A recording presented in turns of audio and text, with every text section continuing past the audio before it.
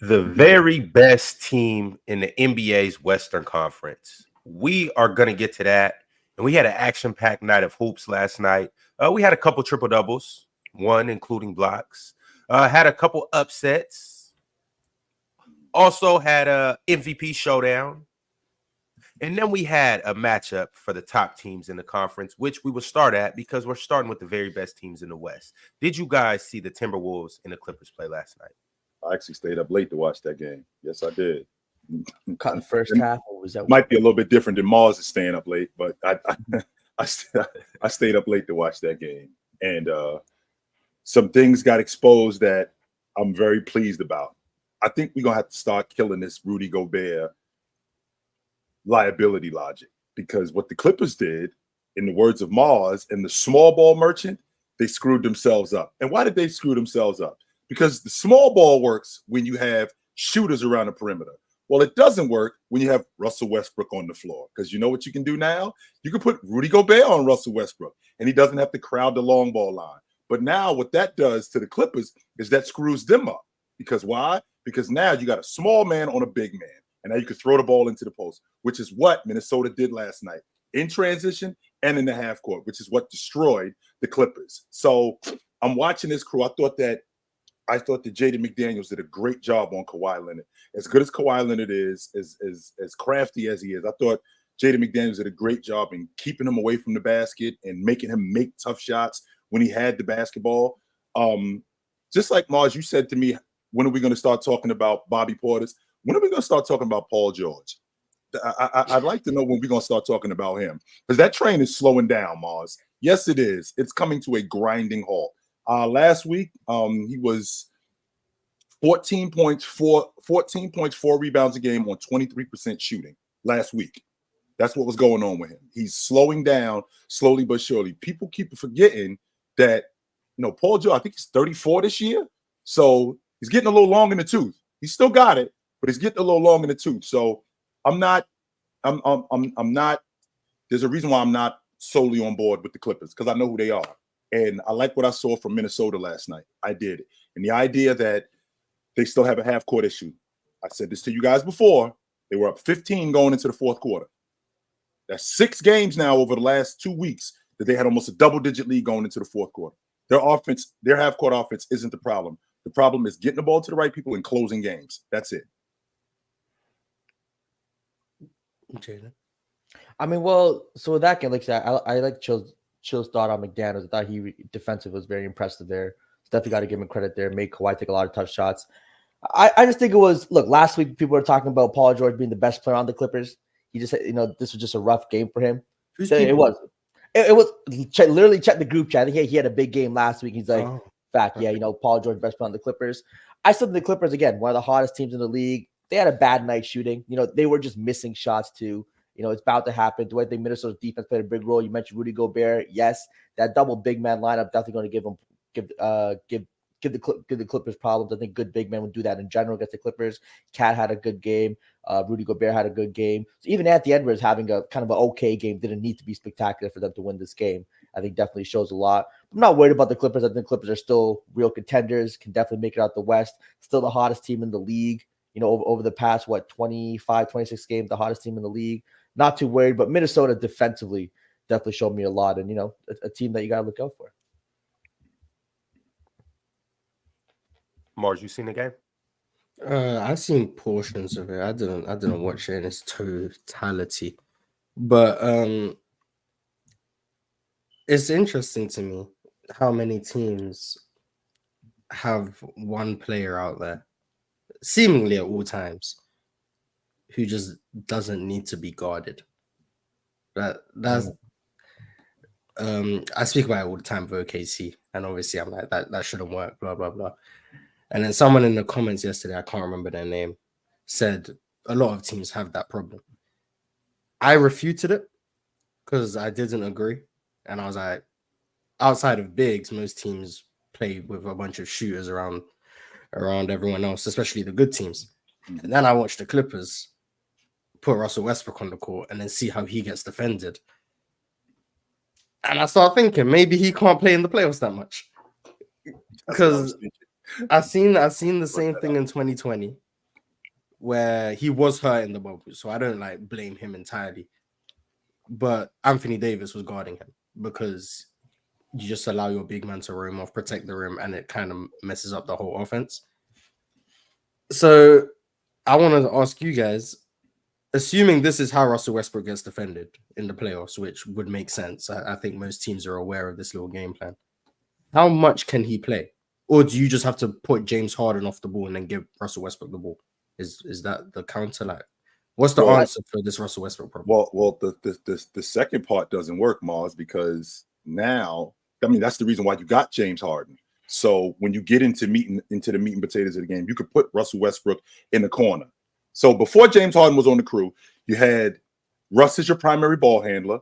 And when you got late in the games, okay, you can now take Russ off the ball, and he could be basically an escape valve in the dunker spot. You can possibly put him in the mid-range where he can possibly get downhill. But for the most part, it was going to be Paul George and Kawhi Leonard being your primary ball handlers when you got late in games. Well, now you got James Harden. Russ doesn't shoot. So when you go to that small lineup, now what you do is you make Russ expendable, because now he's he's the same logic with Rudy Gobert, where he's not guardable. And the person that I thought about yesterday when I was watching this, when I thought about you, Mars, was you talked about Reggie Jackson. I'm thinking, wait a minute. I think Russ is in that same category where there might be a series where Russ isn't playable as much off the strength that teams go small. And when these teams go small, you got to be able to knock down shots. And if Russ can't do that, we can't have him on the floor. Yeah. That's Okay, Ox. I think It's looking like Darvin Ham today. That's crazy. Darvin Ham, what's that mean? Oh, that's crazy. I'm not even going to comment on what he means by that. Oh, bro, come on, man. There it is. Proceed. Back to Westbrook. Back to Westbrook. Yeah, I think his minutes in the playoffs, I think might come down to just kind of the matchups and how they do. If they go down 2-0 in a series, he's the first guy getting cut of that rotation. I think that'll definitely be something they'll look at, especially if other teams do leave him open. But I think if they win, and if they're playing well, they'll still keep a rotation. Will he play more than 20 minutes a game? Probably not. Does it have to come to that though, Jalen? Does it have to come to us going 2-0 in the hole? Does it have to come to that? I mean, to pull the plug, I think so. I don't know if it has to come to that though. The reason why I don't think it has to come to that is because I think that scouting early, we can recognize, I don't know if Russ should be playing late in games. That's what I'm thinking about. Because to go 2-0 in the hole with the Clippers, knowing who they are, I think they go to pieces. Now, I can see that, especially late in games, him for sure not. And I think you still have Amir Coffey, Norman Powell. I think Norman Powell can absorb most of those minutes and even give Amir Coffey additional minutes. So if he gets completely cut out of the rotation, I could see it. But I probably expect him to play probably start out in the 15 to 20 minute range if things go south. I don't like what you're insinuating there, Chelsea. Like, what does that mean? What does what mean? Like knowing who they are, they go to pieces. Like, okay. I mean, what does that mean? Kawhi Leonard is not a guy that we think of as a mentally weak, folding type individual. James Harden definitely has. Not right there, Big Ox. Flip around what you just said. Okay, mentally weak. However, what kind of? But that's not. There we go. That's not a 2-0. That's not a 2-0 thing. No, that has nothing to do with what status you are in a series. Like, it has everything. If you get hurt, you get hurt. Right. So you know physically fragile. So we've seen him go to pieces. So the same thing happened last year. He went to pieces. They went down 2-0. Series over. They're done.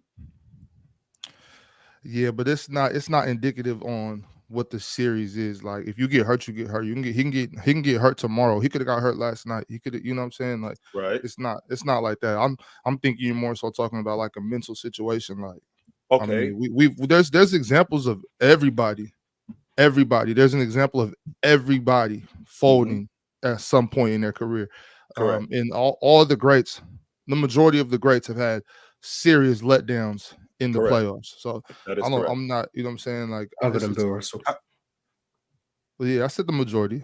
Well, but the difference with that logic though, Ox, is the guys that you're talking about, that we have everybody, the guys that we're talking about are all on one team. We've all seen these dudes at one point go to pieces. Now they're all on one team. So now there's a higher probability of, at minimum, one of these dudes going to pieces. just mentally, there's a high probability of one of them. And we've also got a guy who we've seen him physically go to pieces. That's a recipe for disaster with this crew. A couple guys, Paul George. That's a recipe for disaster with this crew. Big Ox, you and me have had this conversation. I think that you are looking at this team from a talent standpoint. And if I'm looking at it like that, we shouldn't even be having this conversation. We should already be setting up the parade on Figueroa for the championship to be with the Clippers if we're going at it from a talent standpoint. However, we've seen James Harden go to pieces in the playoffs mentally. We've seen Russell Westbrook. I mean, I watched Russell Westbrook shoot 93 shots in 2 games in the playoffs as a lead guard. I've seen that before. We don't got to worry about that no more, Chilltown. Well, it depends on how long he's on the floor. That depends on how long he's on the floor. So, a lot of this stuff is predicated on one guy with the Clippers and the physical health of Kawhi Leonard. I don't think they can beat Minnesota 4 times. I don't, because the rotations that the Minnesota Timberwolves have and how big they are, how they utilize those big guys, I don't think the Clippers can beat them. I don't. I want to get back to the point that Mars was making about Russ. And I see it from 2 different standpoints, because obviously I'm probably the biggest Russ fan up here, maybe the biggest Russ fan out there in this room full of 824 people that still haven't liked the video. But I think that Russ is playable in the playoffs. And I do think like a matchup like, for instance, last night, it's like a 50-50 thing with Russ. And you got to gauge it as a coach. See how it starts going. Because we, in that type of situation, Russ can get going and he can explode for a game where, well, with this Clippers team, he can have a good 15-7-7 game. He can easily have that in 20 minutes. And he win you the game based off his spark plug type game and playing defense, getting some timely assists and buckets and stuff like that. And Russ can't cook Gobert. And it could be the reverse like last night, where it's basically a shit show. Russ, you're shooting terrible shots. You're getting your shot blocked. You're throwing turnovers. You're basically just a liability out there. You're not making your open threes, things like that. So it can go 2 different ways with Russ. And it can easily go extremely left and it can easily go extremely right. But also, too, this Clippers team, the way that they're built, they can play without Russ. They can easily take Russ out the lineup and have James at point guard. They can even put Terrence Mann at point guard or just run point guard by committee. They still have Norman Powell coming off the bench. They can easily get, like we all forget about Norman Powell. They got ways around not playing Russ. And nobody forget about Norman Powell. Yeah, he's a bucket. They good either way it goes. Like if it's like Russ, if you're out here just playing like a spaz, all right, we'll win the series without you. But if you do want to come and play the right way, and if you do contribute, and he, for the most part, he has been playing like that over the last stretch of games, since James Harden's got there for the most part. But they're good with or without Russ. He's not going to be the first one out of the rotation, though. It's time. Russ isn't. You know who's going to be the first one out of the rotation if they start losing. That big man. He could. Oh, Zubac. Yeah, you know he's going straight smooth. Like, he ain't taking us out. I actually think Zubac got to be out there more. I like Zubac. I always wonder why he doesn't get. Hey, you got to talk to Ty Lue. You know he allergic to that's players. True, Zubac, that to me, is a good defender, rebounds the ball, can get you buckets. I don't know why he doesn't play 30 minutes a night. Because Ty Lue is his coach. Zubac is more valuable than Russ. But he can't possibly bench Zubac and Mason Plumlee both if they're playing the Timberwolves. Oh yeah, he's gonna try and spread the Timberwolves out, of course, and force Cat and Rudy to guard on the perimeter. He'll try run 5 out before he runs 2 bigs. Yeah, Ty Lue trying to get the Cancun. That's that lineup he is. If there's multiple bigs, lineup, Ron. 100% he is. He wants to get the bigs out, so his open he tries to play 5 out. He's not gonna match bigs with bigs. He's gonna match bigs with smalls and make the bigs guard on the perimeter. That's just what I hate that so much. Which works, Mars. Right. That's what I was gonna say. It's proven to work, but that doesn't mean it's gonna work every time. Like sometimes they're big. You got to stay big and just match it and just play. Still have a better scheme. Like that's not the only option against big teams, is to go smaller. That's crazy to get stuck in that mindset. I'm I'm watching Russell Westbrook get switched on to Rudy Gobert, and I'm thinking to myself, there's no way that I'm the only one who sees this. Coach sees this too, that Russell Westbrook is covering Rudy Gobert in the post. And with Russ covering Rudy Gobert in the post and Kawhi Leonard covering Rudy Gobert in the post, as deficient or as not good as Rudy Gobert is in the post, you got to give him the ball. You have to give him the ball because we can't overcomplicate this. Sometimes we come up here and we kind of overcomplicate stuff, but in the end, I got a small man on a big guy. Get a big guy the ball.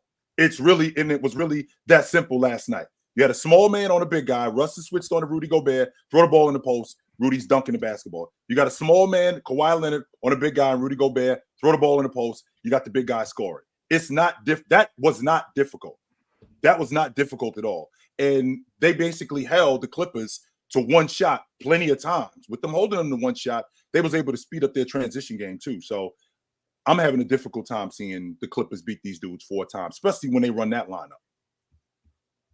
All right, fellas. I got a super chat, and also Cheese just gifted 5 Players Choice memberships. Word. Shout out to every single person that got one of those memberships, and ultimately shout out to Cheese. You a good brother, Cheese. You a good brother. Lonnie Williams said the Wizards asked Kuzma if he wanted to go to the Mavs, and Kuzma said, "I wanted to stay." You can't tell me he cares about winning, and I still don't know how I got my merch before Ox. Yo, shout out Lonnie in the press box. Great football. I'm gonna be back. I gotta call UPS. This is crazy. Yo, I'm gonna tell y'all like this: Kuz don't want to play with Luka. Simple. I told y'all already. Don't nobody want to play with Luka. He's not trying to. He's already won. He's already won. Yeah, he got his ring. I guess he got his ring. That is weird though. I mean, why would you? I mean, let's be real though. Why would you want to stay in Washington over or Dallas? How would we feel about Luka? That's still you put Kuzma on that team because he has the ball in his hands in Washington. I was getting ready to say that. I'm the man here. You don't want to win. He's already won. He's already won. I get. So why can't he have fun playing basketball, having the ball in his hands? I mean, hey, if that's that, I get you. But if you want to win, he's right though. He doesn't want to win. If he cares more about having the basketball in hand, having fun, getting up his shots, getting his stats, that's cool. You know, do you? You're still getting paid. But I mean, going again. That shows character a little bit. I think a lot of people are surprised with not how little NBA players care about winning. They want to win, but there's a few things that will come before them winning. I'm gonna be honest. There's a few things that will come before a majority of them win. Now, the all-time greats who understand their legacy and all of that, depending on that, sure. But for everyone else who knows, there's no legacy talks for Kyle Kuzma. No, there's none. Get your bag, have fun hooping, average 20. Like that's what he wants to do. I'm not mad. His legacy isn't dependent on him winning. Now, AD, LeBron, Luka, Steph, KD, their legacy is dependent on them winning for most people. So they probably got to go pursue that.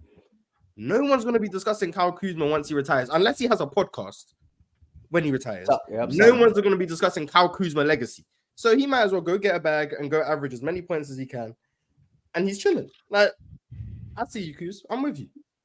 Nobody's talking about me like LeBron James. Nobody's talking about me like nobody's talking about me like ring when he retires. No one's going to care. If I can play 12, 15 years and make $250 million doing it, yes, let's do it. I'm down. I mean, if he won, and it's still going to say NBA champion 2020. That's what it's going to say. He already has that. So but if Kuzma won like 3 rings, he'd be kind of remembered as a guy who was a piece on championship teams.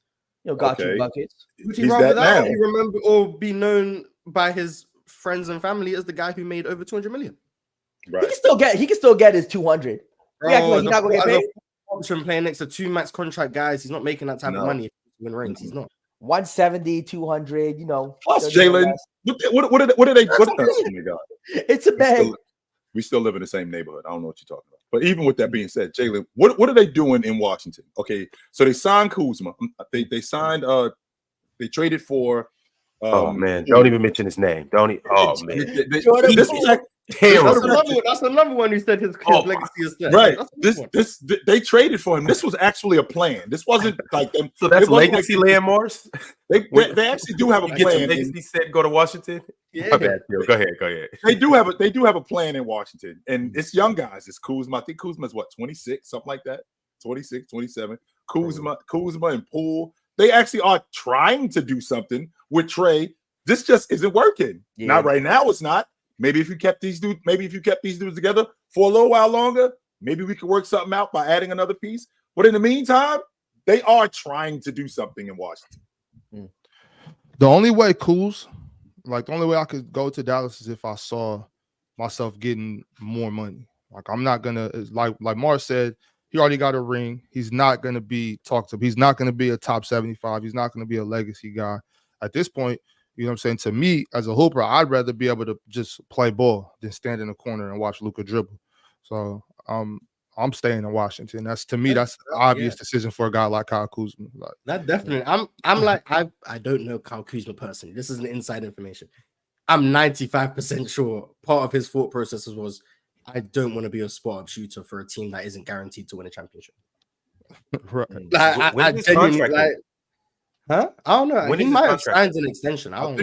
think it's this season because he signed a 3-year. When he left the Lakers, he signed a 3-year deal for like $40 million, $41 million. No, he's tied down for a few more years, but Then he must have just got an extension. He can be playing for his contract after that, and him averaging 12 points versus him averaging 22 in 2 straight seasons. He's probably going to do it next year. Probably average 20 the year after that. That's going to help him in his contract negotiations once his contract expires. So even though he's 28, by the way, just turned 28. Yeah, 28. Oh no, he's turning 29 in July. So he's 30 club. He almost had 30 club. So yeah, he's He can probably still trying to sign get one more large good contract one. for his career. Yeah. That's what he's trying to I do. probably got 5 more years at this level. And then Yeah, let him get his last big contract in 27, and then he'll be on his way. But Yeah, also, that's 10 years, by the way, Mars. That's 10 years. So in 27, I'll be 10 years in the league, and then I can get another 4-year deal. That's 14 years. 14 years playing in the league, probably made over $200 million. I'm good. Plus won an NBA championship, and I'll walk off into the sunset. but now let's look at the longevity of the situation though. So let's say Kuzma signs one more good 4-year contract. Towards the end of that 4-year contract, I could see a contending team trading for him to be 6-man rotation player. But even then, even if that contract ends, he can still go and sign somewhere like, let's say right now, for instance, if he was 35 right now, 34, 35, seeing that he ages pretty well, you got a 4 or 5 that can stretch the floor, put the ball on the floor minimally, get buckets. That's a good guy that a lot of contending teams will want to be in their rotation and come off the bench. So Ron, you saying in what's like 6 years, Kuz is going to be what Nick Batum was a couple seasons ago? Yeah, ring chasing. Like he still can get another ring later on at the end of his career. He don't need to spend his prime ring chasing. That's what basically. Right. Especially not with Luka. At the end. Right. You're not gonna have no fun playing basketball. Right. Now, if I was him, I'd happily stand in the corner if it meant I thought I was getting a championship. Now in Dallas, I don't really think so. But generally speaking, I would do that. But like I said, most NBA players, I heard Gary Harris say it. He'd rather have a max contract than an NBA championship. That's that's obvious. Like my grandkids can't eat this ring. Facts. Like it makes sense. Like I understand as fans, it's like, oh, winning should trump everything, but this is also their job. This is their livelihood. If they had to choose between winning a ring as a role player, which is who these players were talking about, or providing for their family long term and their future generations, building up generational wealth from families that likely haven't had that before, because we understand like most of these NBA players haven't come from something, so like likely haven't had that before. They're gonna choose that every time. Like they're gonna choose $50 million contracts, $100 million contracts over a championship they won, where no one even gives them credit for the championships. No one. Like when LeBron wins a ring, it's LeBron now has another ring. It's not, hey, shout out to KCP, man. Yeah, KCP's an NBA. Like no one's doing that. KCP has 2 rings. No one brings up KCP's 2 rings. Nobody. Because no one cares about role players championships. So get your money. I forgot about KCP's first ring. Robert already got 7 of them. He might be. And he only gets brought up to discredit MJ by LeBron fans. That's the only reason Robert Horry gets brought up. Is Robert Horry better than Jordan? Yeah, that's his whole legacy right now is being used to discredit MJ. That's his whole legacy right now. Right. That's it.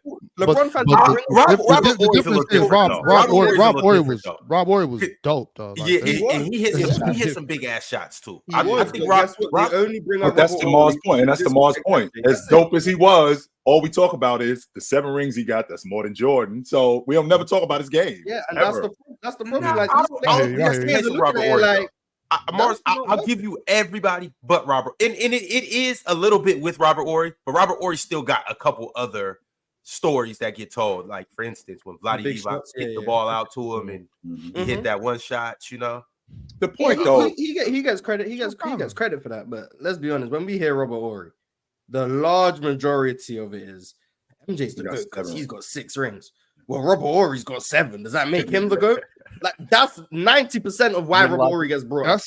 That's crazy. But what's even more crazy is to even like push that line. Like keep Robert Horry out of this. You know, man. Shout out to Robert Horry, man. Very good. It's just that the point I feel like is not every guy that comes into the league wants to be LeBron James. Not everybody that comes into the league wants to be Jordan or Olajuwon. No, a lot of these dudes have a plan that, if I could play 8-9 years, if I could play 10 years and make some money, and in the process of that, be a good basketball player, then bet. That's awesome. But for the most part, not a lot of these dudes care about being awesome. Not a lot of them do. Gilbert Arenas was right. Everything he said, he literally said his whole thing. Players care. They want to get their money, take care of your family. You know, like you said, rings carry a lot more weight for these all-time great players in the discussions, Hall of Fame caliber if you're trying to reach there for sure. But yeah. Because I was thinking, because you had brought up Kuzma and that with that super chat, why Kuzma wouldn't go to Dallas. And, maybe Kuzma wants to be on like what Joe Johnson was on. When Joe Johnson was in Phoenix, Joe Johnson decided, I'm going to go somewhere else and I want to build my own legacy. Now, I'm probably not going to be an all-time great, but I'm going to build my own legacy and get paid in the process of doing it. He was trying to do something in Atlanta, but he didn't want to sit behind Sean Marion. He didn't want to sit behind Amari Stoudemire. He didn't want to sit behind Steve Nash. He wanted to be the guy that, you're building it around me. Maybe Kuzma is thinking that, especially from a financial standpoint, where, I could get my shots up. I can make the most money. And if we win, great. But if we don't, so I already got my championship. If I had to guess, I think he's looking at it like a Jeremy Grant situation. That's what I think. Because Jeremy Grant is probably the blueprint for what a lot of these tertiary role players want.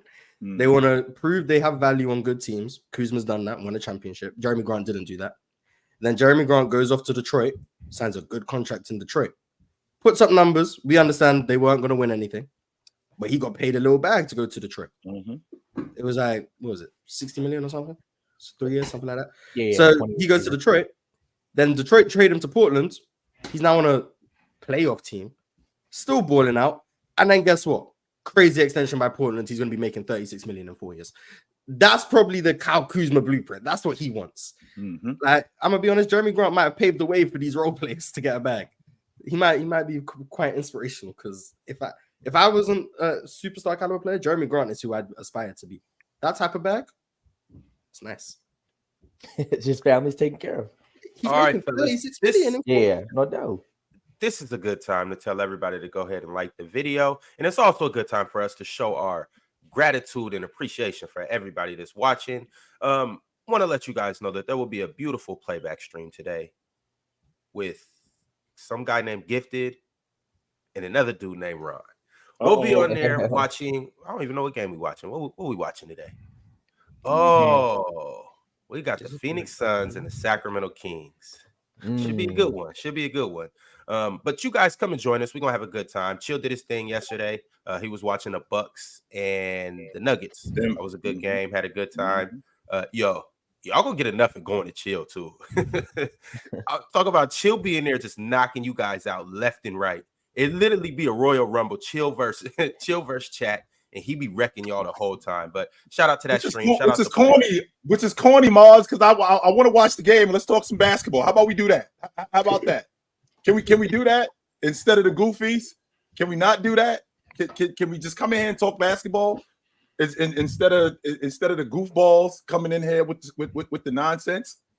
Can we do that, please? Really be in there clunking your head together. It depends how entertaining the game is. If the game's close, we focus on the game. But if the game starts to get a blowout, we going left, right. We going somewhere It's like else. that nephew. It's easy to see like who's here for basketball and who's here just to talk. Right. Who's here to play around? Like it's easy to see who it doesn't take who ain't really here for hoops. Right. You know? Yeah. So I don't want to see none of you goofies in the chat today. All right. Let me and Gifted talk real hoops. Goofies matter too. They kind of do though, Jalen. It's like the villain in the movie. Like we need the villain. No doubt. We do need the villain in the movie. Keep it interesting. Shout out to www.playerschoicemerch.com. Go visit it. Go copy something in. If you need Ox's address to try to get him something, hit me on the side and I got you. Also, it's about that time to go ahead and get into the title of the show. The very best team in the West. I want to ask you guys your power rankings for the top 4 teams in the West. I'm going to put the standings on the screen in just a second, but Alan R. just slipped in a super chat. He said, isn't Kuz from Flint? Get your money and your clean water, man. He deserves it. Maybe that's what he's trying to do. Give back to the community. Hey, that'd be big. That's worth more than the ring if you do that. Exactly. Shout out to Kuz.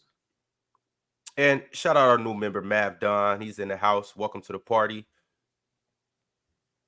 All right, let's go ahead and throw this on the screen so y'all can see it. These are the current rankings right now, but I need you guys' power rankings of your top 4 teams in the West. Pretty sure you guys don't need to go further than the 10th seed, but if you do, hey, what's up? Scroll down. No need to. No need. You know what? Forget the Timberwolves. Who cares about the number 1? Yeah. Oh wait, scroll down a bit more. Damn.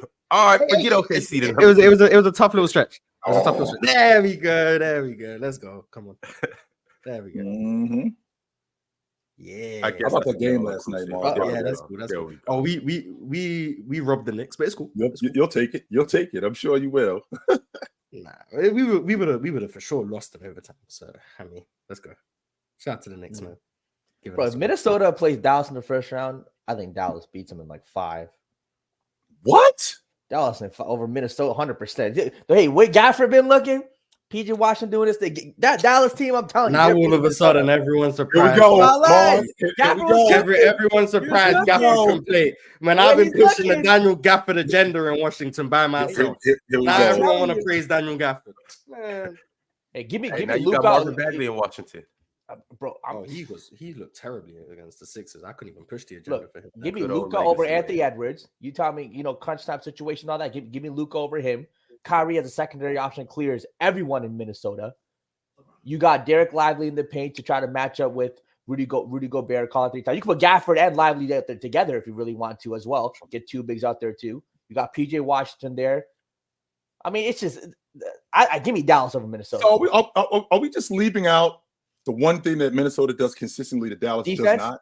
Yes, we're just going to not talk about that. Luka and Kyrie ain't worried about defense. They get the job. That defense that don't matter. Explains why they get bounced. McDaniels ain't stopping Luka. Nuts, right? Mike Conley again. Is Mike Conley guarding Kyrie? Shout out Mike Conley, but Mike Conley's on Kyrie. It's over with. I think you're right. I think you're right, Jalen, because Kyrie Irving has been so awesome in the playoffs over the last 5 years. He's just been frying everybody. So you're absolutely right about next that. Next to LeBron, he was cooking. Yeah. Next to Luka, he gonna be cooking. No doubt about that. So I'm sorry, Mars. You were saying. Hear me out. I'm just asking a question. Is Anthony Edwards really better than Kyrie? I don't know. I'm not going to say. We can have these talks. That's what I'm asking. Is Anthony Edwards really better than Kyrie? Like, is the these are the type of discussions I wake up for. Is Anthony Edwards' defense moving you that much to where you say he's just better than Kyrie? They're the same tier. So could one argue Dallas have the 2 best players in that series? 100%, no doubt. Okay, interesting. I didn't know. The chat seems to be we know for a fact that Luka is the best player in that series. We know that for a fact, right? So sure.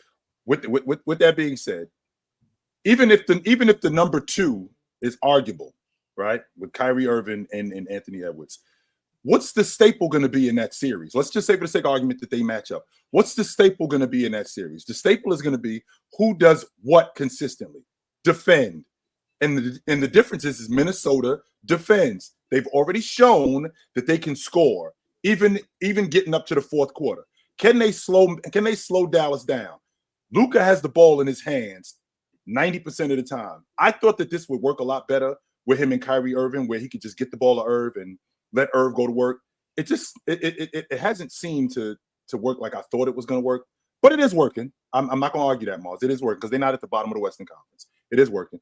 However, when you get into a playoff series where all we have to do is focus on you guys, the different schemes, and now Minnesota taking advantage of Dallas. Jalen is telling me, and not just Jalen, but Mars is telling me how Daniel Gafford, who I do like, and PJ Washington look so great. Remember who this was against? This was against a deficient OKC frontcourt and Washington, who just gave you our best big man. That's who this was against. So, of course, they're going to look good initially. When we get into the playoffs and you actually get to scheme against these guys, I think it's going to be something totally different. And add that to the fact that Kyrie Irving has been less than stellar in the playoffs over the last 5 years. So I don't know if I'm jumping on that Kyrie Irving train. His situations have been questionable, but I mean, sure. But then we gotta look at the other end of the spectrum. Is Ant moving us in the playoffs? He played well last year. Mm-hmm. He did with a hurt elbow, I think too. Mm-hmm. Got hurt too. But is he moving us? And it's kind of the SGA type of thing. We really haven't seen you too much in this uncharted territory. Right. How do we feel about Ant right now in the playoffs? Are we comfortable with Ant being the number one option in the playoffs? Ant will give you. Well, he's going to give you the 26 to 30 a night. I think he's that guy. He'll give you that. It's Karl Anthony Towns, the secondary guy, who I think might give you 15 a night instead of the 23, 24. That's the guy, exactly. That's the guy we're worried about. And if he doesn't show up, who's the guy for them to step up scoring wise? McDaniels don't have that bag. Conley's not that guy. Who's that guy? If they need another guy to step up, I don't think they have him. So but I just think they're one Karl Anthony Towns bad series, couple of games away from getting blown out the playoffs. Well, of course, there's questions about Minnesota. I mean, our fortunes is stapled on a third-year shooting guard who's still trying to figure it out. It ain't like Anthony Edwards been in the league 7-8 years and he's got plenty of experience in the playoffs, right? I do get that part. This team is going to have to be predicated on slowing teams down in the playoffs, speeding up the game. Their transition game has to be better in the playoffs because, I mean, one-on-one, there are questions. And the guy that I have the biggest question about is Karl Anthony Towns because I've seen him in the playoffs just like Kawhi Leonard, just like Paul George, just like James Harden. Go to pieces. I don't know if you guys know this, but I've mentioned it in the past. In the second half of playoff games for Karl Anthony Towns for his career, 5 points, 3 rebounds on average. We ain't winning like that, yo. We not. With our second dude doing that. We're not winning like that. Yo, if I'm the coach of the Wolves before the series, I'll walk up to Cat straight up and I'm like, yo, you will not play a single second and a half playing with me. We will start Jaden McDaniels at the 4. I told Big Ox, I look at Cat. Serious. I told Big Ox, I look at Cat like I look at DeAndre Ayton. I'm coming into practice. I'm starting to fight with him. I'm just going to start a fight with him. Just off the strength. I'm just going to start a fight with him just to get him going. Because when the playoffs start, yo, you got to get tough. You have to. So I'm just going to come into practice. I'm going to push him. I'm going to start a fight with him just to get him going. How are you going to start the fight, though, Chilton? I just might, like, we might get into drills and I just might bow him in his chest, something like that. I might push him. I might say something slick to him. Yeah, I'm going to start a fight with him. Yes. That's not going to do nothing. And be like, you're hurting me. Stop. No, that's not going to happen. Why you guys say it like that? I mean, nope.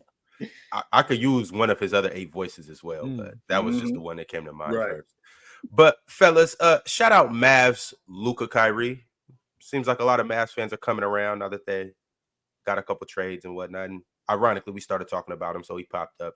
Shout out to him. But fellas, I need your power rankings in the West. Really, I'm trying to figure out who's the best team in the West. Chad, I need you guys' help too. Literally, who is the best team in the West? So at the top of the standings right now, we have the Timberwolves. Then we got OKC. We got the Clippers. Then we got the Nuggets at 4th. The Pelicans have snuck into the 5th seed. And right behind them are the Suns. And then the Suns and the Kings are only a half game behind the Suns. And the Kings are actually tied with the Mavericks right now for the 7th and 8th seed. But fellas, I got to ask you guys once again, who is your team in the West? And I need your top 4.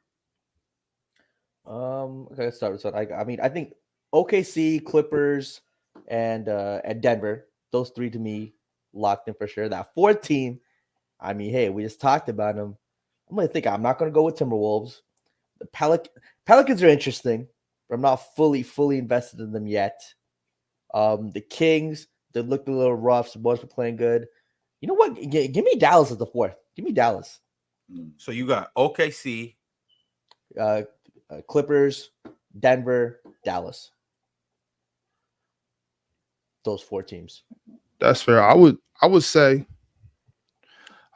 Clippers 1, Clippers, Nuggets, Wolves, Suns. Yeah, Clippers, Nuggets, Wolves, Suns. That's where I go.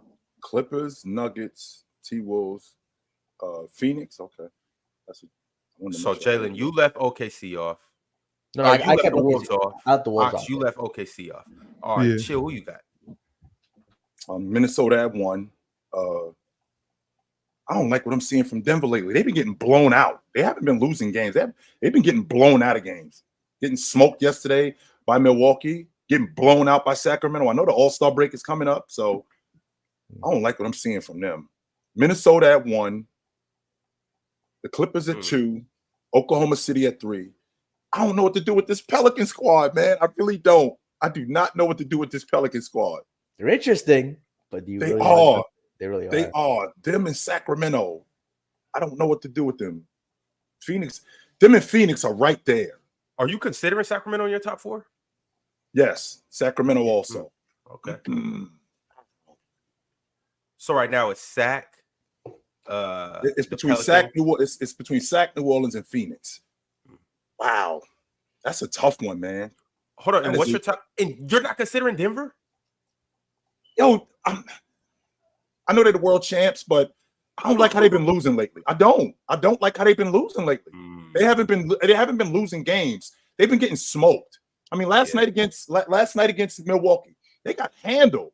And the same thing even when Joker has it going, they don't have it going. I mean, is Sacramento better than Phoenix? I don't know, man. I'm not sure that they are. As of right now, I have to say that they are. I'll say Sacramento at 4, Denver at 5. Okay. Mars, what you got? What, the 4 best teams in the West? Yeah. The Clippers, the Nuggets, the Suns, and the Mavericks. There it is. So you left that OKC and Minnesota. Yeah, gotcha. All right. So for the most part, it was one consistent team. And I guess this is a team that I have to kind of say is the best team in the West right now. Because the Clippers were consistently either 1 or 2 on everybody's list. Yeah, they've been playing amazing. I mean, you got to give it to them. Who's he talking about? Clippers. Oh, yeah. The Clippers are good. Yeah, they're a good team. Yeah, the Clippers have been. I mean, I can't fight what they're doing. I'll be sitting here lying. Even if I'm out on them, I can't fight what they're doing. They've been awesome. I'm telling you, Jalen, I'm in the Matrix or somebody tricked me. I'm telling you, man. I'm watching Kawhi Leonard run down the gut with the weak hand. When the last time you seen him do that? It's been a few years. And then the very next play, run down the gut again. Somebody he tricked just me. took PEDs, man. He took a Somebody tricked me. Somebody definitely tricked me. 100%. He sounded feeling better.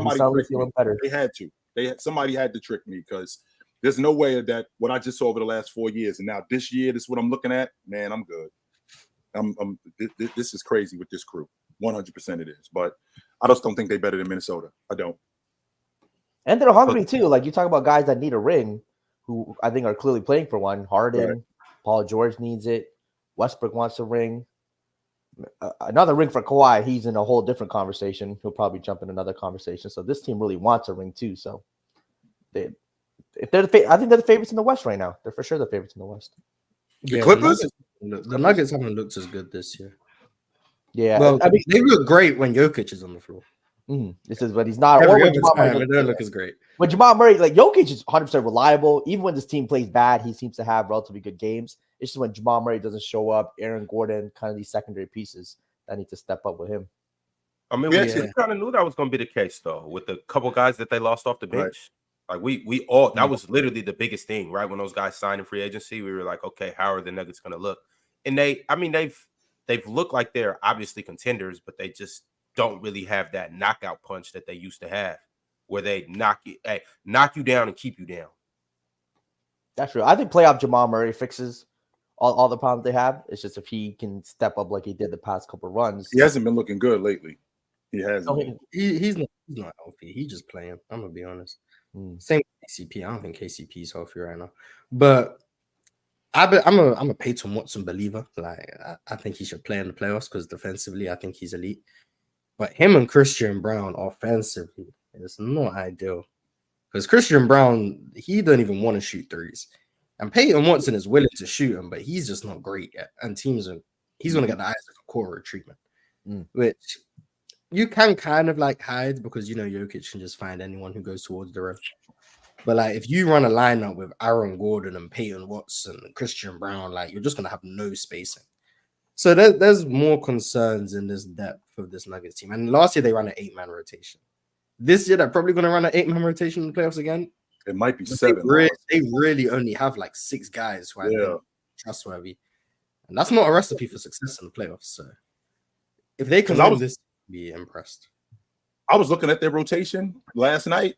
Like when they was getting blown out, I was looking at their second unit guys. And I was thinking to myself, all right, who on this crew can play in the playoffs? What's the kid's name? Strother? Did I say his name right? The rookie, yeah. Him, okay. Reggie Jackson in stretches. Christian Brown, Watson. Your man, what is that? What is the kid? Not Daniel Gafford, but what is that? What is that one kid? Why am I drawing him? Say his name again, Ron. Zeke Naji. He will not shoot in the mid-range. Oh, he cooked. No, he can't play. Not only will he, I'm watching him. I'm thinking to myself, I think he's out the lineup. He can't play. He can't play. Yeah, anyway. I'm thinking he's out the lineup. So I'm not sure if Jordan can play in the playoffs. I think he can give you some minutes, but for the most part, like we're looking at a situation where, like last year, where they might have 7 guys that they go with, and Joker's got to play like he played last year again, where I'm getting 30, 10, and 10 in the playoffs in order for them to actually do it again. Jamal Murray's got to stand on his head again. KCP's got to play the defense that he played again. Aaron Gordon. I was watching last night and I'm thinking to myself, the value over replacement player stat, how much different this crew is without Joker on the floor. It's incredible. It is absolutely incredible how much the offense changes, how much they don't do, how much they don't rebound, how much slower they play. I think Joker's the league MVP. They really, he's the most valuable player for sure. I do. I think we can all acknowledge, though, that this team is very flawed. And really, there's Almar said it's just their depth. It's really their 7th, 8th, 9th man. Look, and it's Jokic, like now go ahead, finish on. It's like the top 6 is actually good. Like if they could play their starting lineup for all 48 minutes, we might be looking at a repeat. That's the same thing Phoenix had to do last year because they had no depth. And I mean, that ain't 40 minutes a night. Yeah, it's tough. Like the Nuggets with Jokic on the floor look like one of the best teams in the NBA. But then he's not on the floor and they look like a lottery team. And I don't think I've seen a championship team have such a large fall off ever without one person. Now, I understand when Jokic goes to the bench, Michael Malone be boosting that plus minus. Like I say, he'd be running Jamal Murray with bench guys. So that's a large reason why they look so much worse when Jokic ain't on the floor, because Jokic pretty much exclusively plays with the stars. So maybe in the playoffs, he stops focusing on plus minus and runs Jokic with the Christian Browns and the Peyton Watsons and the Justin Holidays and the Reggie Jacksons. He's going to have to, Mars. That's the only answer, because you can't run the Jamal Murray and bench lineup in the playoffs for 6 minutes. You're going to lose every time. And that's no disrespect to Jamal Murray. They just don't have the pieces to do it, in my opinion. So, I mean, it's very few guys that can run with that lineup and carry them to even a even, plus minus. And that's it's Jokic, obviously, and probably a handful of other guys in the league. Probably you can only count them on one hand. That's how flawed that second unit is. So it's really not a knock to Jamal. It's more just like Jokic is just that great to be able to carry, that type of unit. Jokic with the ring with this team. Yeah, it's yeah. They gotta give him his flowers. Yeah, I mean, Jokic They got Justin Holiday though. I'm not too mad at Justin Holiday. Yeah, he's all right. I don't mind all the Holiday brothers. Aaron Holiday's got 2 posters in 2 games. Liking him too. I didn't know he could do that. I did not know. Neither did I. I seen it against the Hawks. I was like, damn. I was like, okay, he got lucky. He did it again last night. I'm like, right. Okay. He dunk on last night. Who was it? I know he ran down the gut. I do know. Yeah, I he know ran straight down the middle. I think it was Josh Ran Hart down. back in transition. I think ran down the gut and punched it on 2 it was guys. crazy. I'm Yeah, it was watching these crazy. dudes going, wow, what is going on with this dude? I didn't know he had that, but he's done it did not twice. know that. Tapped into his Holiday. I see him. Right. I did not know that. He's the most athletic brother. I did not. So, But yeah, the Nuggets depth is kind of cooked. Like, I was shocked they didn't trade for Bruce Brown. It's fully available. I was too. Yeah, I was maybe too. The salary thing. Maybe the salary. that's 20 million. That's why. Yeah, maybe probably the salary thing, but That's the thing that they have to have, because of who they've paid, Jokic, Jamal Murray, MPJ, Aaron Gordon's making a decent amount. You have to bring in minimum guys. And that's what everyone else is. Everyone else is minimum guys. Reggie Jackson, I'm pretty sure, is on a minimum. KCP's getting paid. So they're paying their starting 5. And then Christian Brown's on a rookie deal. Peyton Watson's on a rookie deal. Julian Strawther's on a rookie deal. Justin Holiday's on a minimum for sure. DeAndre Jordan, I'm pretty sure, is on a minimum. And then everyone else is rookies. And I don't know how much Zeke Naji's making, but whatever he's making is overpaid because he's been terrible the whole year. So it's 5 guys being paid, their starting lineup, and then everyone else is on minimum contracts because that's how the NBA salary cap works. Which is why they've been trying to build through the draft, and it's not working. Yeah, he just signed an extension too, Najee. Yeah, I know he signed one. He just signed an extension. That's a bad contract. Yep, he just signed an extension. So it kicks in next year. He'll be making like 9 mil, 8 mil, 7.5. Right. So it's front loaded essentially. Yeah, not good. He's making 4 mil this year, but he's overpaid. He borderline should have been in the NBA. Well, let me ask you this, Mars. If you're looking at him, where is he in the rotation? He's probably your 9th guy, maybe. He's probably your 8th or your 9th guy in the rotation. And in the playoffs, he gets to a point where you have to be really selective on how you play in him. Because if I'm watching him yesterday against Milwaukee, the game plan was to leave him open in the mid-range. He won't even look at the rim. He wouldn't even look at the rim. And on top of that, his ability to rebound. I mean, don't get me wrong. Sure, Giannis was out there last night and Bobby Portis. But when you're going up against rotation players like Bobby Portis, you have to be effective. And he wasn't. He was not at all. So I think I think he could play himself out of the rotation come playoff time.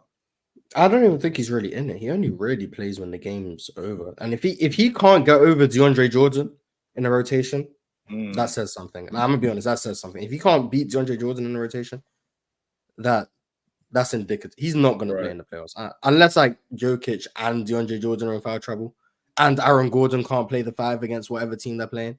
Then he'll probably get like 2 minutes. Otherwise, he's not gonna play. Since we're on the subject of rotation, I'm glad you brought up Milwaukee because this kid AJ Green about to cut into Connaughton minutes. Yes, he is. Oh, he got a strap. This kid AJ Green is definitely about to cut into Connaughton's minutes. Of all the guys that come off the bench to crack the long ball, he's shooting it the best of those guys. And is he a rookie? I don't even know where they got him from. To be honest with you, I don't even know where they got him from. To be honest with you, but I know that he's got a flamer. He could shoot it. He comes in the game unconscious. I watched him a couple of nights ago when they got blown out, and he was just 7 threes. Yep. Yes, he came in the game and he actually made it respectable. It was way worse than that. So, I think he's going to cut into Connaughton's minutes with him coming off the bench. About Pat Bev looking like the villain version of Drew Holiday. Hey, I'm just saying, it's very agitating, aggressive defense. Number 21 in Milwaukee, they just replaced one for another. The evil twin. What is going on? Pat Bev been impactful, man.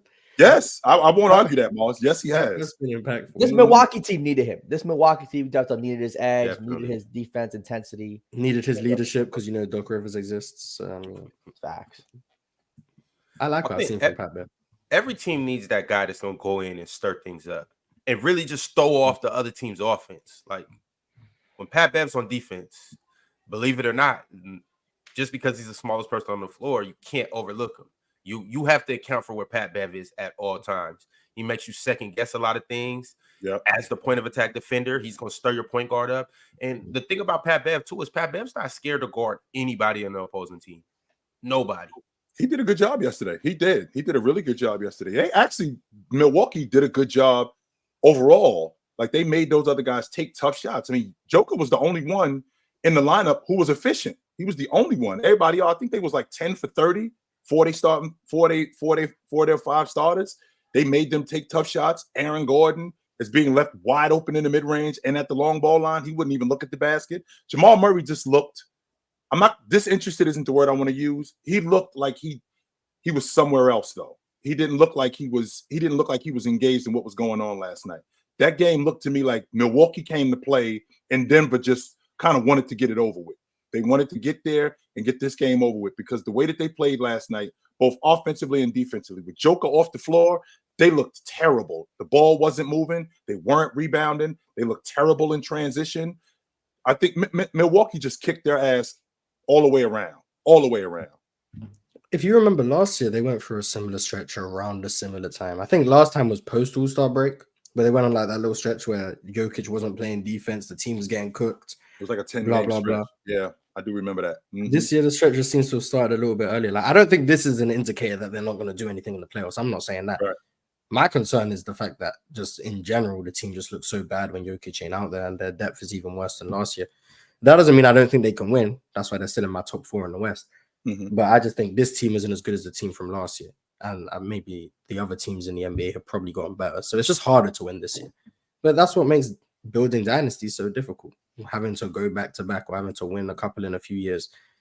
And no one said it was easy. But if they can do it, it's definitely, I think it's the start of a dynasty if they can do it.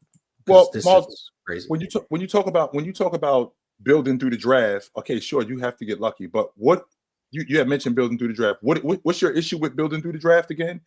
Because again, I know that I got guys on rook deals, so that gives me time, 1, to develop these guys, and 2, to hold on to some money. But if you're trying to build through the draft, I think building through the draft is a fine thing. I'm not arguing against building through the draft. But when you're trying to compete for championships, the likelihood of getting rookies who are ready to help you with that goal goes down pretty exponentially. They got Christian Brown, and that's why they've been drafting older rookies. They don't draft like one and dones. The only one and done I remember them drafting is Peyton Watson in like since they've been like top level. Christian Brown, I know, was not a one and done coming out of Kansas. I know he wasn't. They drafted what's his name? Pickett, I think, some scarred. I know he's not a one and done at all. I know he's quite old.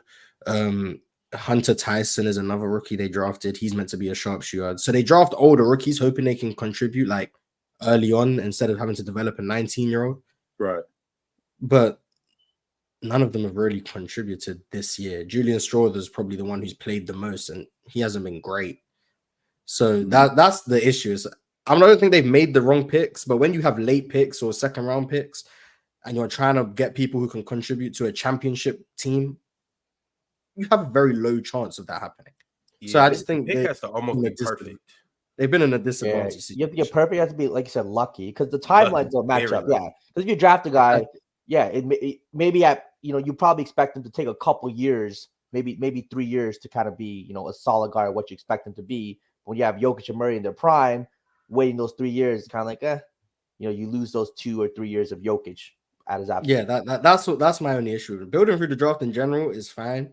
But if you're trying to win a championship and then build through the draft while doing that, I think you run into some problems expecting rookies to contribute straight away, especially with late first-round picks. Mid-first-round picks like Jaime Jaquez, sure. 29th picks, 34th picks, it's quite difficult. It's quite difficult to do that. And I don't think they've made bad picks. I just think there's not much they could really do with what was left at that stage of the draft. We got a $25 super chat from none other than Your Highness Charlie. Charlie said, "Chill. How you like my homeboy? How Cal like it? Put some respect on my man's name. He's going down as one of the GOATs of all sports. That three-peat coming next. Just wait. Also, Kyle Shanahan is the Doc Rivers of the NFL. I'm sorry." Is that accurate?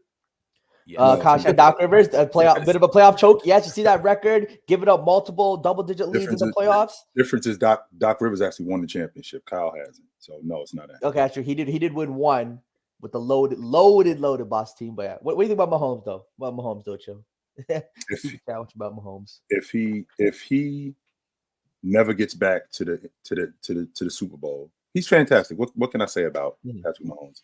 He's the best in the game. I think he's the best of this generation, and we got a lot of great quarterbacks in this generation.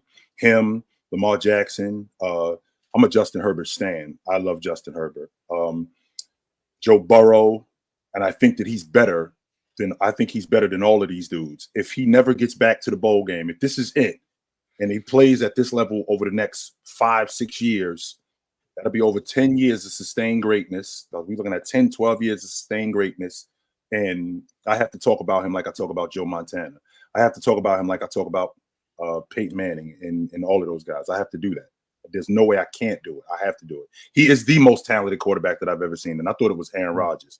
But everything about him, there's no way that I could look at him and say, yeah, but no. When I watch him, he is what a franchise quarterback looks like. And he's fantastic. I said this to Mars yesterday, that what he is he's Shaq in 2000. We have Shaq and you don't. When you have him, he's that guy that you look at. We have him and you don't. That's why we're going to beat you. How wide is the gap between him and whoever the second best player in the NFL is? Second best quarterback, you could say Lamar. Lamar was the MVP this year, so it wasn't Patrick Mahomes. It was another MVP. I know that, yeah. So another MVP. Joe Burrow got hurt. He's the only guy to beat him in the playoffs, other than Tom Brady. He was hurt this year, so he's Joe Burrow. Yeah, to me, he's the guy. When people say someone can stop Mahomes, he's the guy. The gap isn't all necessarily as big. The thing with Mahomes is that he just seems to consistently get it done. I don't think it's in close, the biggest moments. The gap between Josh Allen, Lamar, Patrick Mahomes, when it comes to quarterback play, like they're all successful in their own ways. Do I think he's a little better? Sure, but it's not a huge gap. It just seems like every big moment, Mahomes comes through. We talked about last one, he just keeps getting it done time after time. It's annoying after some point. It's like really again, he just gets it done. To answer your question, Mars, you remember in 2016 when the Cavs beat the Warriors, and then there was a considerable, like it was James, and then it was everybody else. That's kind of what's going on right now with Patrick Mahomes. Like it's Patrick Mahomes, then it's Josh Allen, then it's Lamar Jackson, then it's Joe Burrow, then it's Justin Herbert. But this guy is here, and then everybody else, they're not close to him right now. There's a considerable gap. That's how it looks from my perspective. Yes. I don't watch as much as you get. It's a considerable gap. From my perspective, every time I'm watching someone, I'm like, they're not close to this guy. Yeah. So that's where I'm at with it. But he's not. They're not close. And I'm a big time Lamar Jackson fan, but none of these dudes are close to Patrick Mahomes. And I'm not just saying that because they won the bowl game. I'm not just saying that. He is significantly better than all of them dudes. He's on his GOAT chase, but I'm with Chill Toddy mentioned earlier, and a lot of people, and I was telling this on press box too, longevity matters. Like again, when you talk to people when they're in their 20s, early 20s, they don't understand. When Tom Brady was doing his thing with 30, it's a lot harder waking up, getting ready for the game, putting your body through what it needs to do to get ready for the game, perform at 35 than it is at 25. And the sacrifices that need to be made for a person to do that.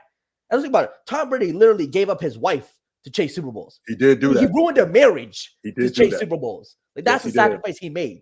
And again, that's another thing with family. As his kids get older, whatever, he might not want to play 15, 20 years. Because when players they have kids. When they start missing their kids' first time walking, first day at school, all these kind of monumental moments, it does hurt them. And some players, he got a $500 million deal. He might not want to play after 10, 12 years after that deal's done. Right? But he's definitely on the trajectory in terms of greatest start next to Tiger Woods and probably even Bill Russell, because his start was crazy if you go look at it. Probably one of the greatest starts in sports ever. But yeah, again, with Tiger Woods thing, don't compare anyone to Tiger Woods start, y'all. If you want to put it in perspective, he essentially won 5 MVPs his first 7 seasons and 8 majors. No one is Tiger Woods when it comes to his starting career. No one. There's not an athlete in the history of the world. There's who was Tiger MVPs in Woods. golf. I don't even know. Player of the year. Yeah. Player of the year with the MVP. So he won 5 out of 7 his first 7 years. 5. And people don't understand how hard it is to win that in golf. It's not like other sports where great players. Tiger Woods actually had me figure. I needed to know what a birdie is. Like, what is a birdie? I don't know what a birdie is. He actually got me interested in golf. And it takes out. You can make the Hall of Fame in golf when you're a 2-time major winner. He won 8 in 7 years. 8. And there's Hall of Famers who won 2 in 20 seasons. He won 8 in 7 years or 7 in 8 years? No, He can compete in multiple years. It's a bunch of majors. And he won 4 straight. So how many does Tiger Woods have now? How many majors does he have now? 15. After 2008, the injury thing. So now, he's still his trajectory. So what's his longevity like? So he had the greatest decade ever from like 97, 2008. Then he had that wife situation, broke car, and then the injury, spinal, back surgery, knee surgery. He still won, showed flares, but that dominant era of 10 years was insane. But to give you an idea, Mars, the Masters is the NBA Finals. It's the Super Bowl. And Chichi Rodriguez said at that time, if this guy keeps playing like this, we're all going to be coming here playing for second. He won it like 3 times in 6 years. Something ridiculous like that. Like, you don't do that in golf. That doesn't happen. He was expected to have like 24 majors now. Yeah, well, you're lucky if you win it once. Like, he won it like 3 or 4 times in like 6 years. It was something stupid like that. Interesting. So Tiger's run was better than Jordan's in the 90s? Yes. No one is. I keep trying to tell people. No athlete. Well, in an individual sport, I mean, different awards mean so much more than winning 6 rings in a team sport, because Tiger gets all the credit for winning in an individual sport. And all the blame. Jordan didn't just win rings. I'm talking about how many MVPs? Talking about MVP, scoring titles. Well, the scoring titles, yeah. He won how many in the 90s? Every year he was healthy. Every year he played. 6. So what's that? 7, 8? 90, 91, 92, 93, 95, 96, 96, 97, 97, 98. 7 of them. 7. And look, I mean, we got to go with the whole decade, right? So, I mean, we would have to go from 88 to 98, and you know what he did to 88. So, I'm just presenting the argument, Jalen. Yeah. I mean, maybe I'm still wrong. I don't know golf that well, but I do know here's another thing. 10-year stretch was golfers make the Hall of Fame with 2 to 3% win rates in their career. You win 25 events, and sometimes they play 600 events in their career. You're probably making the Hall of Fame a lot of times. Tiger Woods, so that Hall of Fame players are winning 2 to 3%. Tiger Woods at his peak season, he was winning close to 50, and throughout that decade, he was winning at about 30% clip. And even now, with all the injuries and stuff, his career win clip is still at like 24%, 20%. That's ridiculous. He's not a real person. Tiger Woods is not a real. Yeah, y'all don't understand. Ron, that means that 1 every 3 tournaments I play in, I'm winning it. That's ridiculous. You're not doing that, yo. You're not. Yeah. People really doing That's crazy. You're not doing that. Nobody is Tiger the undisputed GOAT in golf? Yes. I mean, he is. Some people say Jack Nicklaus because he has more majors, but I mean, Tiger for the most part. Because I'm gonna be honest, I don't know much about golf, and I've only ever heard black people talk about golf. So I don't know if there's a Tiger Woods bias, because I'm gonna be honest, I don't know anything. So he got black people involved in him, Mars. Yeah, we don't care about golf. I've never spoken to a white person about golf. I don't know if they have Tiger as the GOAT too. We don't care. Every black person I've spoken to about golf has Tiger as the GOAT. I don't know if that's because they do. Into the game. They do, Mars. They do. Okay. Even white folks got Tiger Woods. Okay, I was just asking because I don't know. White folks love Tiger Woods. I don't know how they love Tiger Woods.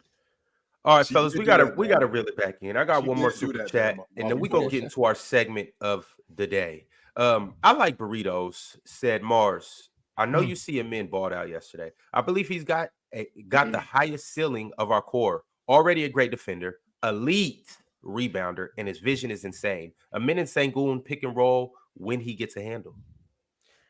Yeah, I mean, I was trying to tell people prior to the draft, everyone was worried about the competition in OTE. When someone stands out like that, that translates. I tried to tell people.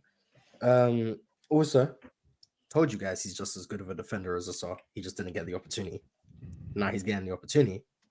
he's one of the best defenders in the league at the guard position. There's not many better than him. Mars, say what you said. Magic Johnson. That's what you said. Yeah, man. Magic Johnson with athleticism and defense. I stand on that. That's his ceiling. Like, is he gonna reach it? I don't know. That's his ceiling, and I'm like, that's no troll. That I promise you, I'm not trolling when I say that. That's how good he can be. Is he going to be that good? I don't know. Wemby's ceiling is the GOAT. Is he going to be the GOAT? I don't know. But Amen Thompson has the talent to be that good. And I wholeheartedly believe that. Wholeheartedly. Yo, Morris. Chat wants to break the 10 blocks. It sounds so loud right now.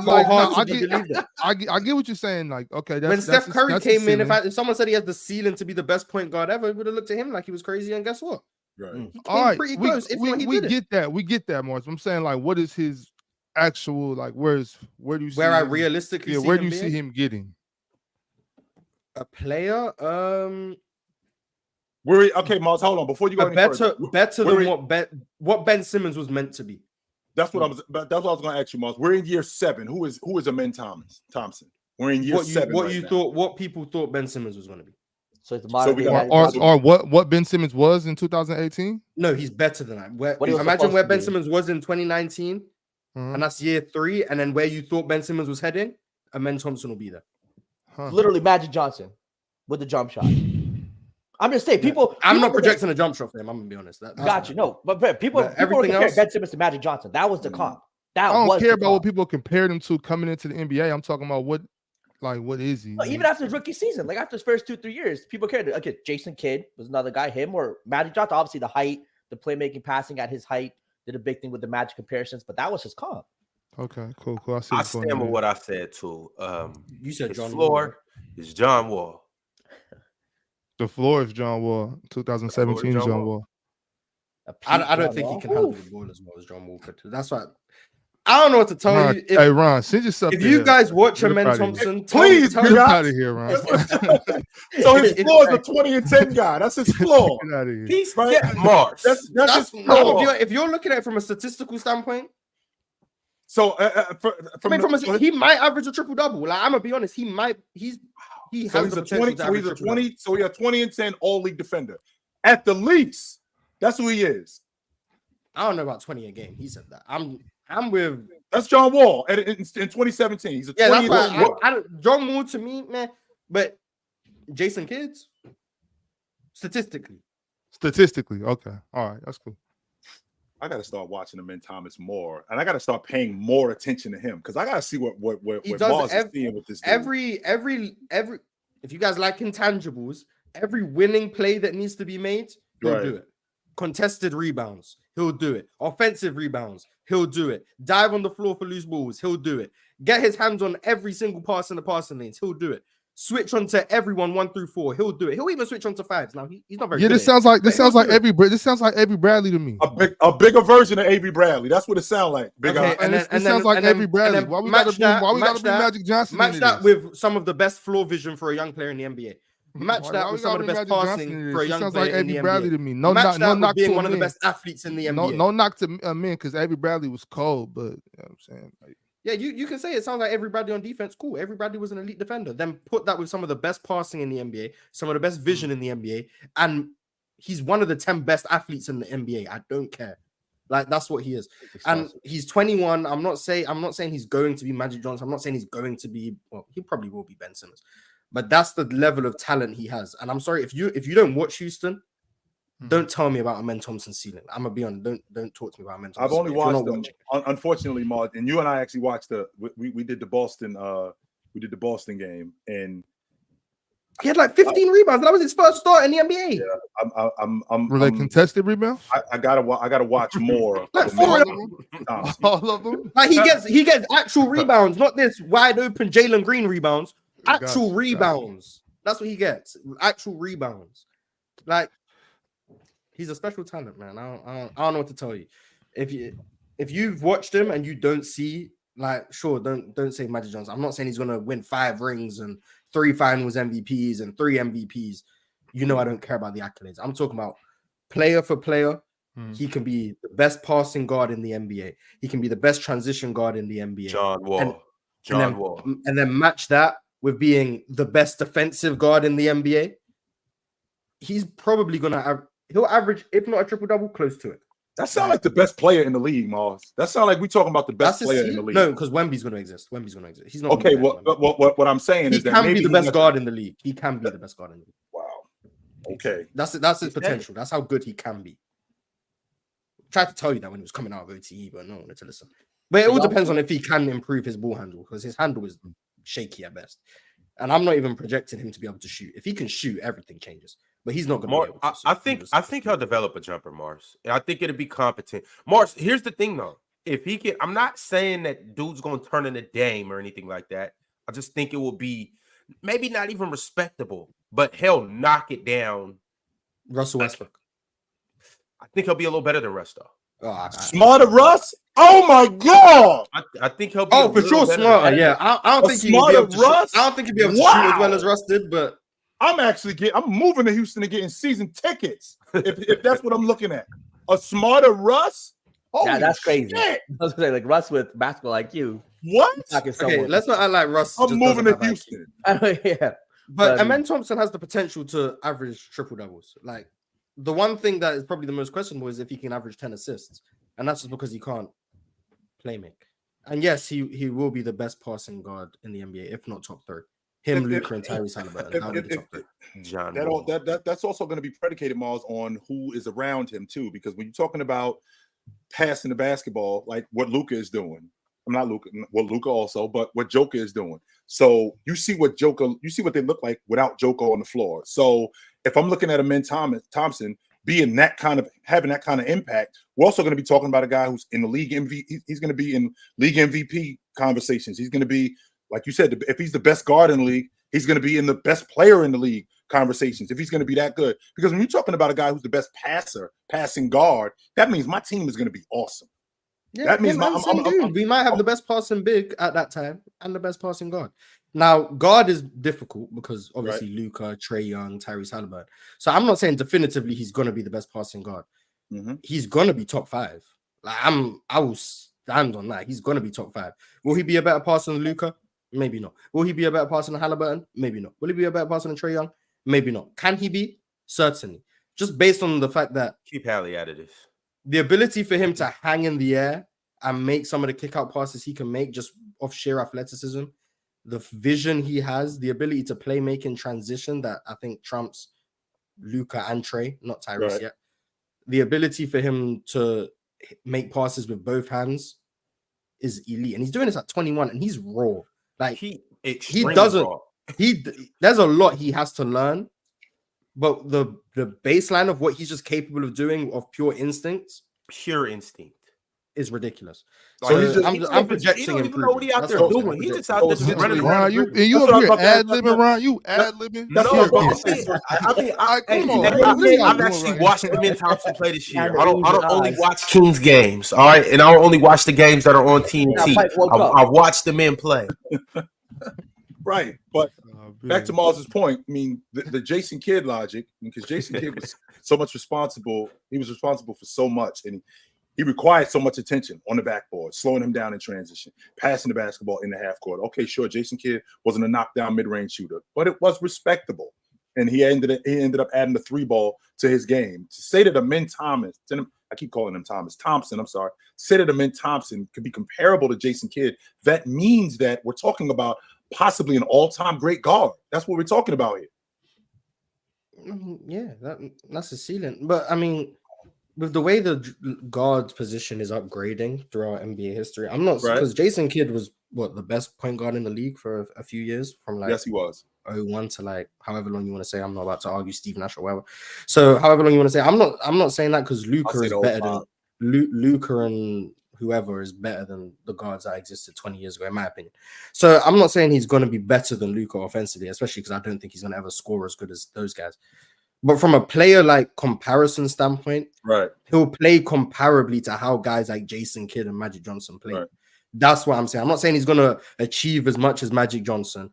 I'm not saying, because Magic Johnson in the 80s, by far the best guard. Amen Thompson probably isn't going to be that. But from a player comparison standpoint, how he's going to play, minus the post game, he's going to play similarly to how Magic Johnson and Jason Kidd played. And I'm pretty sure. With the exception not exception. I'm sorry, with the skill set being what it is today, Mars, with the skill set of the perimeter player, because you telling me that him being switchable like he is, you telling me that he could guard multiple positions.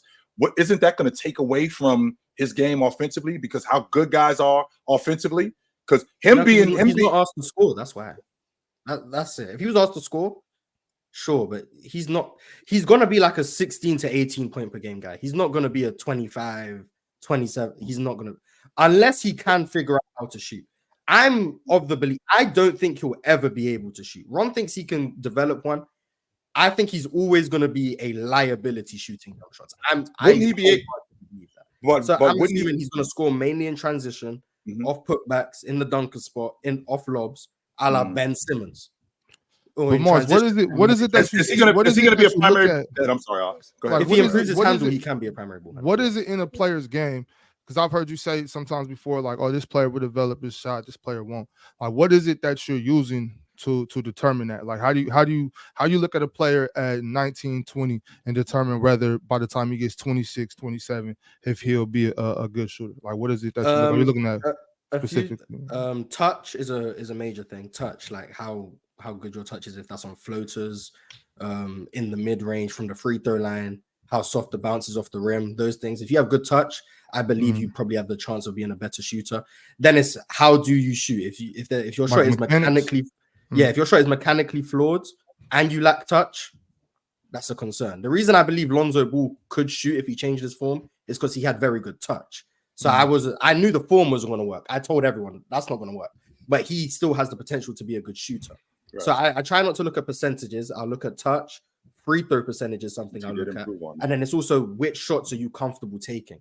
If someone's comfortable taking shots that aren't just stationary catch and shoot corner threes, and they're comfortable taking pull-up mid-range jump shots, or they're comfortable taking step-back threes, the percentage can be lower. And I'm like, this guy is a comfortable shooter, which is why I thought Keontae George could shoot coming out of Baylor, even though his efficiency wasn't very good. But when you look at his shot diet and his profile, he clearly projected as a good shooter. Like comfortable meaning like they shoot it quite often, or comfortable meaning like when they shoot it, you could tell like, oh, he was comfortable shooting that just based on the way he shot it and the way he looked. Now, if you only shoot off the dribble jump shots, there's still concern there because catch and shoots and off the dribble are two different shots, and it's not the same, which is why I look at, once again, Jalen Green a lot more comfortable shooting off the dribble than off the catch, and that's because his shot is mechanically flawed off the catch. So I'm looking at those things. I'm looking at the elevation he gets on his jump shot, because I feel like, for me, if you jump way too high, you're not a great three-point shooter. I think that just holds true throughout NBA history. All the great, like, high elevation jump shooters are mid-range guys, not three-point guys. Personally, from my Ray Allen is an exception. Ray Allen is like the one person I can Ray think Allen of is where an exception. he seems to just be jumping 10 feet, and he's the only guy I'm like, there's always exceptions to the rule. And then when I look at Amen Thompson, his touch is bad. Like, I'm gonna be honest, his touch is bad. It can improve, though. We can improve that. Some of it I think is natural, but yeah, his touch isn't good. He does very little in terms of a float game, which I look at. If you have good touch on the float, I think you can shoot. Which is why Trae Young, I'm like, yeah, he can shoot for sure. He can shoot. And then when you look at his misses, I think there's such thing as good and bad misses. If you miss strong, I'm like, okay, that's an acceptable miss. He's missing wide left by 4 feet, like he's not even close, or he'll miss short by 7 feet. Like Ron saw it in the one game he watched. I say all the time, Amen Thompson, when he shoots jump shots, averages an air ball a game. Like, that's how bad of a shooter he is. Like, it's Andre Roberson bad. Like, it's not like he's missing long, or you can see, oh, there's a slight adjustment to be made. He's missing wide by 5 feet on wide open corner threes. Right. Like, that's a long way to go.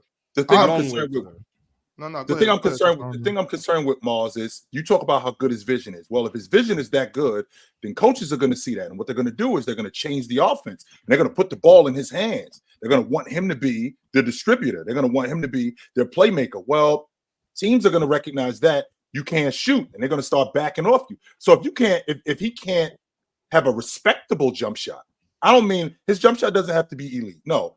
And how wide open the game is, if he can't be respectable at the long ball line, if he can't be respectable in the mid-range, like, that vision doesn't matter, because we're going to drop off of you. That vision doesn't matter because we're going to play you a different way. And you being Ben Simmons, being a better version of Ben Simmons, you still have to be able to shoot it. And from what you're telling me, he can't shoot it, and you don't think he'll ever be able to. You don't think he'll ever be able to develop a jump shot, which means that he probably won't be a better version of Ben Simmons.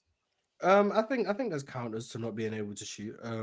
I think In today's game, yeah, for sure. I think one is if you don't apply ball pressure to a great passer, their passing reads become easier. That's why even guys like Rondo, they can't shoot.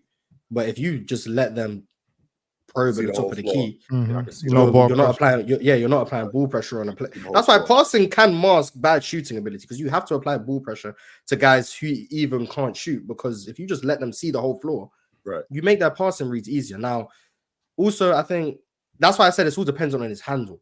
If he's able to come off dribble handoffs and change direction and get downhill, that's where he can excel. Because with Sengun and him in a two-man game, coming off dribble handoffs, even if you do go under, if he's able to use his agility and athleticism to beat that initial defender, once he breaks the paint, you're going to have to collapse. He can make already, it seems, every single pass from that paint to the outside. He can make every single one. So I think there's counters to it. Also, just his feel like already in transition, just the fact that he forces so many turnovers and he's so good in transition will already elevate the ceiling of an offense just off that alone. In transition, he's going to be one of the best players in the NBA. He just needs to be serviceable in the half court, which is why I said Jason Kidd to me is a good comparison. Jason Kidd to me wasn't the best half court scorer at all. Teams would go under every action on him. He wasn't as athletic as Amen Thompson. Forgive me, I'm sorry, he wasn't. And I'd argue around the rim, they were comparable. Now, I understand the difference in era. It's much more difficult to finish back then as it is now. Right. But you allow Amen Thompson to play on a team of spacing, which Houston doesn't have, which kind of holds him back. Give him floor spacing. Give him and Sengun. He'll be able to get downhill. And if he gets downhill, he's going to cause problems. So do I think he's going to be a liability? No. But do I understand that it's harder to scheme for a person who can't shoot?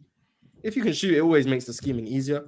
But I don't think it's going to hold him back from achieving Ben Simmons, Jason Kidd level play. I don't think that's going to hold him back from that. Now, if he can shoot, he enters a whole new stratosphere. So people better hope he can't shoot, because if he can shoot, it changes the game. But even then, though, it's like we can look over history, and we have a good sample size of great playmakers and elite point guards that have not been able to shoot. You mentioned Rondo. It was a point where Jason Kidd wasn't the best shooter. We can even look now, a guy like, obviously it's a different position, but Sabonis doesn't really shoot it like that. Who'd you say? Draymond Green. Draymond Green. And we can keep going. I had a couple other guys too. I don't know if a point guard can do that today, though. I don't know if a point guard can get away with being a poor shooter today. But you got to remember, he's 6'7". He's not. He's not 6'2". He's 6'7". Like he doesn't. I just want to let you guys know, for anyone who doesn't, he doesn't play the one for Houston. He plays the 3. Yes, I did know that. He's being used as a wing. Like, I'm not going to call him a point forward because he's clearly a guard, but he's being used as a wing. So he's not. He'll probably be out there with other guards. He might actually be a wing. I'm gonna be honest. He might be listed as a wing, like for most of his career, because I don't know how long he's going to be in Houston. He might be used as a small forward or a 2 guards, but 2 guards, I mean, depends on the floor space around it. He might not be a point guard, but he'll play like one, I believe. But he might be used as a wing with actual shooting around him at the guard position. Right. So there's also that. Well, real quick, Mars, because I wanted to stick with this for a second, because I agree with your formula on how you determine if a guy will be a better shooter or not. I agree with it for the most part. Obviously, no formula is going to be foolproof, but why is that what you use to determine? Like, what is it that makes you feel like these are the key factors in becoming a better shooter? I think it comes from, like, how did you create this formula? I think it's pattern recognition. I look at, like, because every time the draft comes around, I like look at like a bunch of prospects, because I'm interested in who I think is going to be good, what players I don't. And then I look back throughout history at which prospects couldn't shoot, and then which ones turned themselves into good shooters and which ones didn't. And then I look at the patterns in their play style and the other people's play styles and see, okay, why did this guy become a better shooter? What did he have coming in that was the indicator of that? And the main indicators I always seen was free throw shooting, comfortability in a multiple of like different shooting actions. So off the bounce, different varieties of footworks, 1-2s, hops, whatever the case may be. Comfortability in the mid range, and the touch on floaters. Those are the things that always seem to show to me. Everyone who seemed to develop a jump shot had some of those things in some capacity. Everyone else who couldn't do most of those things. There's a few exceptions that I can think of. Lonzo had no floater at all in UCLA and no in between game. The thing that indicated to me was the comfortability of the dribble for him. That was an indicator to me that he had good touch. So he's like the one person I'm like, he didn't really match all of these criteria, but he matched one to a level enough where I was like, I believe there's something here. And then everyone else who never developed a jump shot, whether that be Russell Westbrook or John Wall, lacked in those aspects that I'm talking about, where I'm like, they weren't comfortable off the bounce in a variety of situations. They didn't have much of a float game. It was pretty much all downhill. And then the in-between game took a very long time to come around. So I was like, I don't see that translating, which is why I think Scoot Henderson actually has the capability to be able to shoot at some point. Now, I don't think he's going to be great, but I think the free throw percentage is an indicator. His willingness to take floaters and his touch on them is okay. And also, he doesn't just shoot stationary catch and shoot threes. He's willing to take mid-range pull-ups and he's willing to take threes off the bounce. I think there's an avenue to Scoot Henderson being a good shooter. So it always depends on the prospects. I always think it goes deeper than what percentages say and certain things. So that's where I'm at with Amen Thompson. I see no indication of shooting. He can't make free throws, no floater, and he's pretty exclusively taking wide open jump shots off the catch, and he still can't make them. What's his 3-point percentage? Yo, Jalen, we're going to holler at you next time, player. Yes, sir. Hey, Jalen. Yeah, hey, Jalen. good Stay night, away Jalen. from my chick. I done told you already. I ain't gonna tell you again. I make no promises. Make no promises. Stay away from my chick. I ain't gonna tell you again. All right, now. Take it easy. For anyone who doesn't know, Amen Thompson is shooting 15.8% from three. My God. Yeah, he's not going to be able to shoot. On how many he just attempts, absolute boy. He takes one a game. That's it. And he's shooting 15%. Oh, well, that's not bad. That's awful. Ox. If you look at him. Okay. I mean, it's the volume, right? He's only shooting one a game. It don't have no impact like that. Yeah, all right. Shoot the ball, young fella. More importantly, Hey, though, Damo, get pass in the that. transition. You know I will. How y'all doing? My fault. I didn't even realize. Welcome to the show. Welcome to the show. How y'all doing? How y'all doing? What's up? All right, y'all. Let's go ahead and get into it. Damo, you see the title of the show, the very best team in the West. Unfortunately, you wasn't here earlier, but we kind of went around the room. Everybody gave their top 4 seeds in the West, kind of on a power ranking type of scale. And the Clippers were the most consistently high-ranked team. So the Clippers are, as of right now, the best team in the West up here. But My. How things change. I have a couple start bench cuts for you guys. Okay. And it's team wise.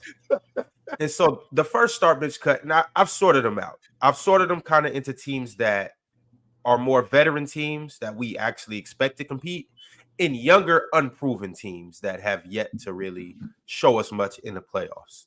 You can make an argument for a couple teams in here, but these are how they were separated. So we'll go with the younger teams that are more inexperienced and haven't really made too much noise in the playoffs. So the first start bench cut for Western Conference teams, I present to you guys the Oklahoma City Thunder, the Minnesota Timberwolves, and the Sacramento Kings. Mm-hmm.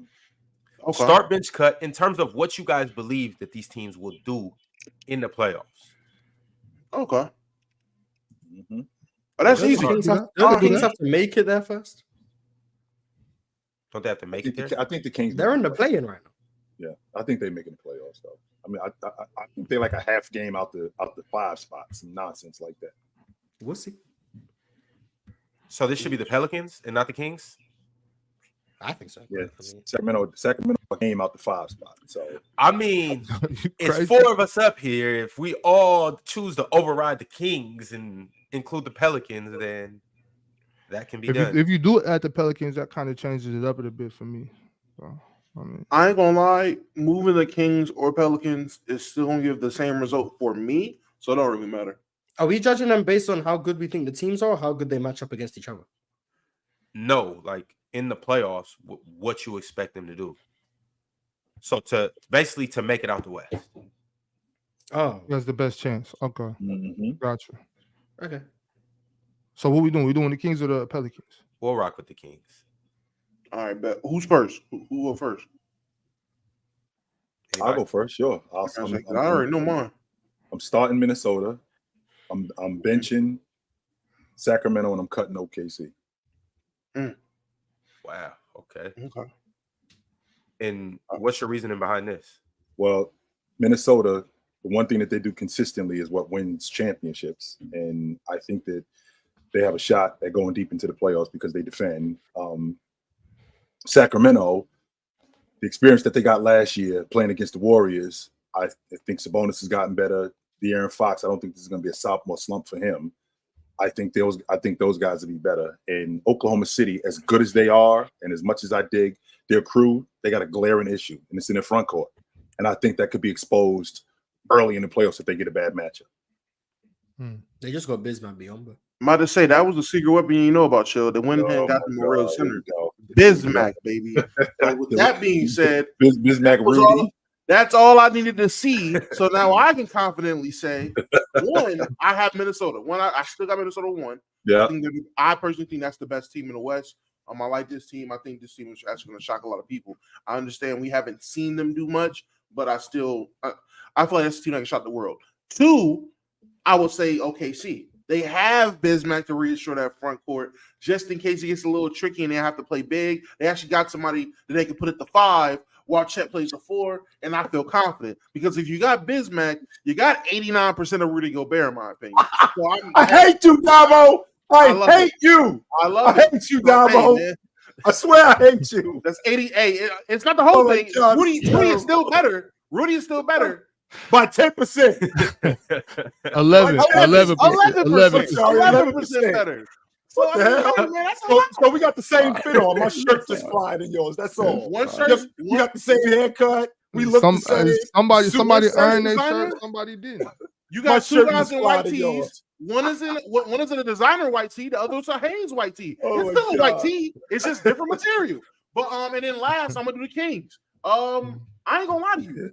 Strictly biased. I don't trust them at all. I don't. I think they're a good playoff team, a team to make the playoffs, a team that could, obviously be a good regular season team. But when playoffs come around, I just don't think they got it. So that would be my 3. All right. For mine, I would have to agree with Chill Towns. I like that. I base mine based on how many teams could they beat, like matchups against the other teams. I think Minnesota can probably beat all of the teams. We can probably beat everybody except for the Clippers, the Suns, and the Timberwolves would be a tough one. And OKC. Big Ox, tell everybody if you saw this team in the first round, how you feel about seeing the Pelicans in the first round. I don't think either one of these 3 teams would beat the Pelicans in the first round. So that goes for all 3 of these teams. Pissed off if he had maybe the Timberwolves, the other the Pelicans are smacking us and the Thunder. Yeah, and I think really I thought the Thunder could only beat Dallas in the playoffs, but now that Dallas kind of reinforced themselves, I don't even know if they could beat Dallas. So I don't think OKC has a chance in the playoffs. They're a really good young team, but in the playoffs it's rough. So yeah, I would say. Can I ask, was the Pelicans the team that the Lakers dang near broke the scoring record on? I don't even know. Was that the Pelicans? It was, wasn't it? I don't trust none of them niggas. Blow it up. Y'all gave up. Y'all gave up 20 to every starter on the Lakers. Blow it up. What? Starting with Zion. Let's move everybody. Get rid of everybody. It was them. Hell yeah, no. So you're saying take a stick of dynamite, put it on the front of the roster, take another stick, put it on the back, and take about 3 sticks and put it wherever Zion's sitting and blow it up. But to be fair on that star bench cut though, to be fair, I don't think it's going to be rough for us and OKC to get out that first round, depending on the matchups, the way it's looking. Like, I might have put us to be on the bench, but with that being said, I don't know if either one of us getting out that first round. Right Big now, Ox, you play each other. if it ended today, Big Ox, If we play and each this is other, where it was, we beating them in y'all 6 play, months. y'all play Oklahoma City in round 1. If it ended today, like Yeah, we after the beat them- play in, and this is what it was, y'all play Oklahoma City in round 1. How you feel about your boys? We beat them in 6. Mhm. For sure. Are you worried about they De'Aaron just Fox? nah, not at all, not at all. Shit, he just stuff just ain't falling. It's all good. It'd be like that. Sometimes it's really like that. Like I mean, their season is so long, so it's gonna be more. When you have a slump, it's gonna be more amplified as opposed to if you just playing the less games. But it's a slump. Sometimes it's a lid. Sometimes it's an actual lid on the rim. And it's gonna fall though. He just got to keep staying consistent. That mid range is something that he's never gonna lose. So it's just like that's always gonna come. That's gonna come back. The ball will drop, like without a doubt. It's gonna go in. So he just got to stay being aggressive. I don't think we got any issue with De'Aaron Fox as far as confidence issues. I think he knows. It's a part of the game. But DeMontis gonna hold it down. So we'll be all right. Mars, who do you have in your star bench cut? I think the Timberwolves should probably start unanimously. Between OKC and Sacramento.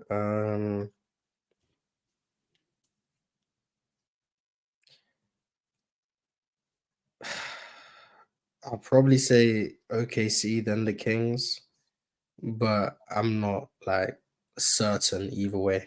The concerns of OKC, I mean, size and playing a liability as much as they do. Those two things are kind of concerning. But then I look at the Kings and I see a team in OKC that drives as much as they do, and the Kings have one of the worst interior defenses in the NBA. So that's a concern. Expecting Sabonis to defend a team as versatile as OKC is a concern. And not just against OKC, just against the majority of the West. I think Sabonis will struggle defensively. Now, he might get it back on offense against a few teams. I'm not sure OKC is one of them, to be honest. And that's not saying he can't bully Chet. I'm talking about just in terms of his playmaking. When OKC are as versatile as they are, I think that kind of gets mitigated a little bit. But I'm gonna be honest, I'm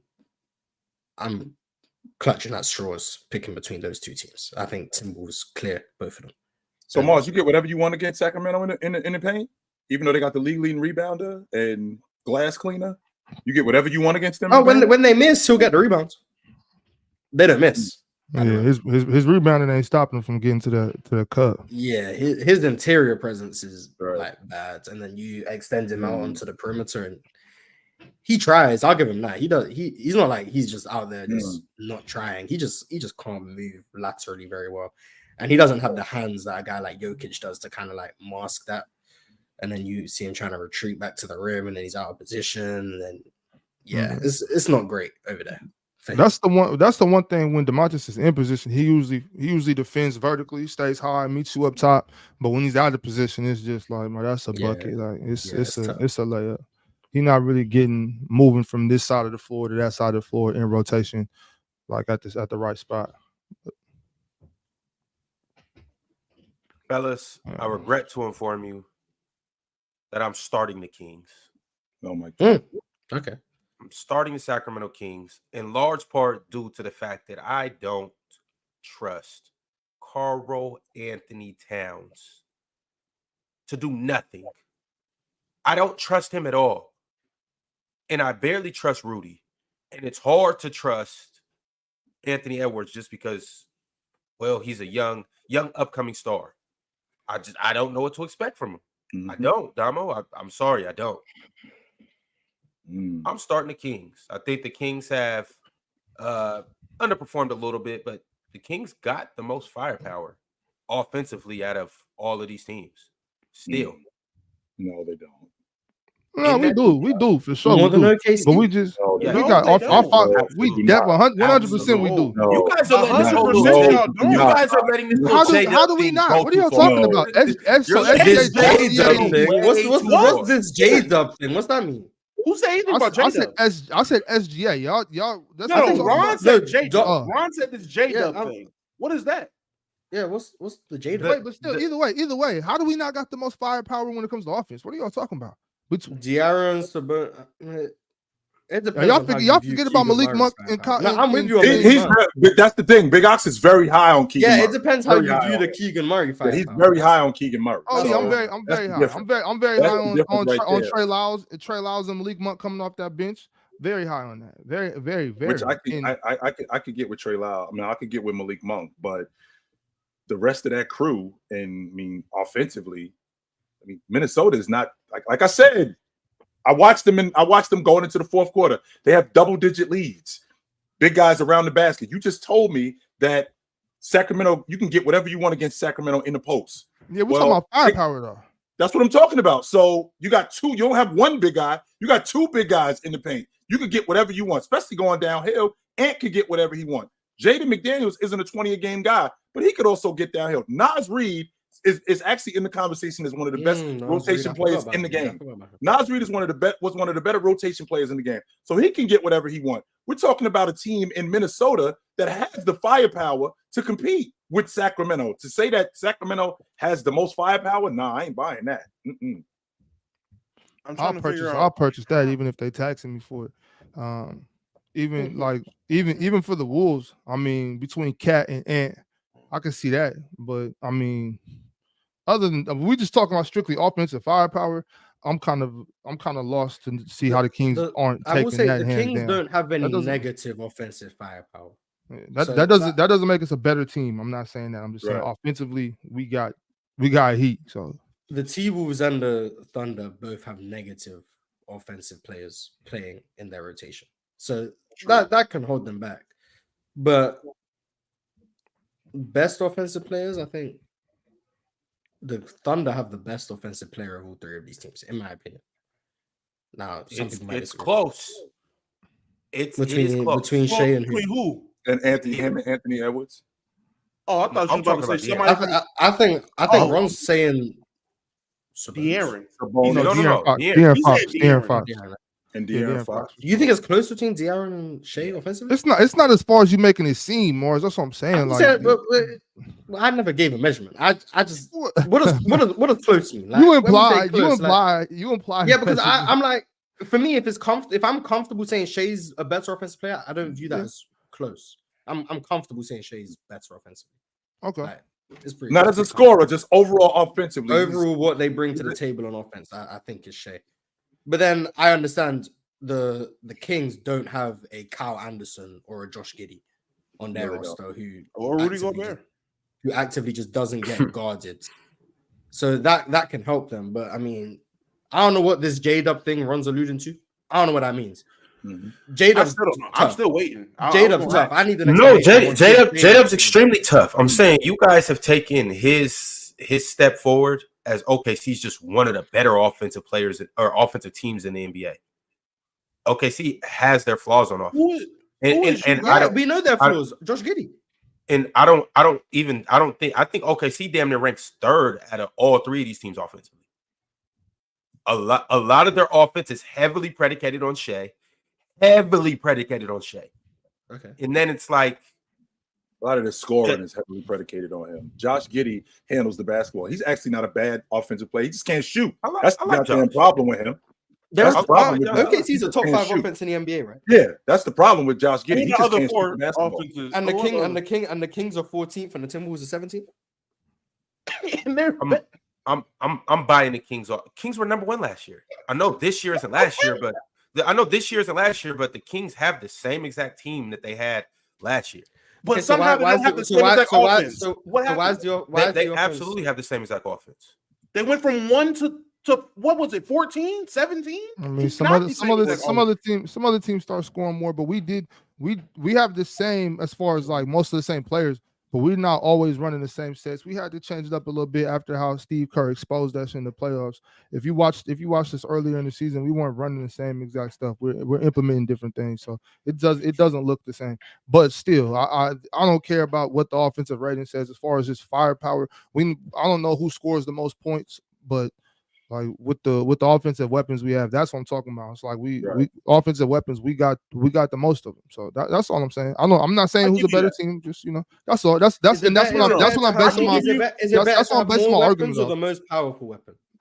Depends. I mean, we got heat. That's what I'm saying. It's not like we just coming with a bunch of 22s and shit. Now we coming with we got cannons, Mars. Like I'm No, I not. think I get what you're saying, but that doesn't apply to this. I'd give you 3 like Sure it offensive does, Big Ox. in my Sure, opinion. sure, I'm not. It doesn't apply to this. We don't got no little guns. Right. Chilton. We got cannons. I'll give you De'Aaron Sabonis and Malik. I think that's 3. Like I need you to put some respect on Keegan and Kevin too, though. I don't view them as Not as they don't go in like firepower to me. Like when I think, But see, that's the thing. That's the thing. No. And I'm trying to see it from a lens of like Ox's lens. When I'm actually looking at these rosters, when I looked at the Timberwolves roster, when I looked at the Kings roster, one, I was trying to figure out what is firepower in terms of competition we're having. If it's just the amount of players that aren't negatives or the amount of players that can provide you scoring offensively is what I took it. I can see that in terms of what the Kings got coming off that bench, in terms of the guys they have, they got a lot of flamethrowers compared to and I'm just comparing it to the Timberwolves, especially coming off the bench. Nas Reed is coming off the bench, that is firepower, but in terms of having, and I'm not even talking about the upper echelons of their fire. I'm talking about guys like Sasha, Chris Duarte. Those guys, those are flamethrowers as well. Yeah. I think those guys would count as you can keep Chris out of this, but I need Sasha and Trey. I need Sasha, Trey, Keegan, Kevin. I need all of that. I can understand it. At first I wasn't getting with it. After actually looking and thinking of what lens we're talking about, we're not even saying who's better, just who has more weapons to use on offense. Okay, I can get behind it. I'm wholeheartedly. I don't even know what this J-Dub conversation is. I'm still baffled and confused on that one. J-Dub is phenomenal. And no, he is. It's not a personal indictment to J-Dub. I'm saying I think that with his emergence, we act like OKC's offense is better than what it is. I believe that their offense is heavily overrated, and I think come playoff time, Oklahoma City will be exposed. Yes, their offense will be exposed. What makes it overrated? Ron? How? It's so. My thing is when I'm looking at their offense, I don't really trust a lot of those guys offensively. That's first and foremost. Second off, I already said it. I think it's heavily relying on Shea. Third off, on any given night, I don't know who their second option is going to be. And I know J-Dub has just taken that step forward, but still, on any given night, I don't know if it's going to be. Ron, you ever watch Oklahoma City play? Do you ever watch Oklahoma City? Because if you watch Oklahoma City play, there's no way that you can say that, because 18 a game guy, that's not easy to come by in J-Dub. That's number one. Number two, when you got a stretch five in Chet, you got somebody that now opens up the offense way more than somebody else who doesn't have that. You have no answer for that when you got a stretch five. So with that being said, this Oklahoma City offense with J-Dub, who could give you 17 to 19 on a Tuesday, which means on a good night he can go for 25. And on a great night, he can give you 35. That's not saying he's doing that on a regular, but on a great night. And then you got Chet, who also cleans glass and speeds the game up for them and knocks down the mid-range and the long ball. To say that offense is sketchy, no, they have an awesome offense. Keep in mind, Chill. Keep in mind, we're talking about playoff basketball. Right? You know, it's just gonna come down to Josh Giddey. Like, I'm sorry, that's the issue. It's gonna come down to Josh Giddey because he can't shoot the basketball. Because everyone that's what it is. But if they just understand, hey, look, we got Isaiah Joe, put him in the lineup, they'll be fine.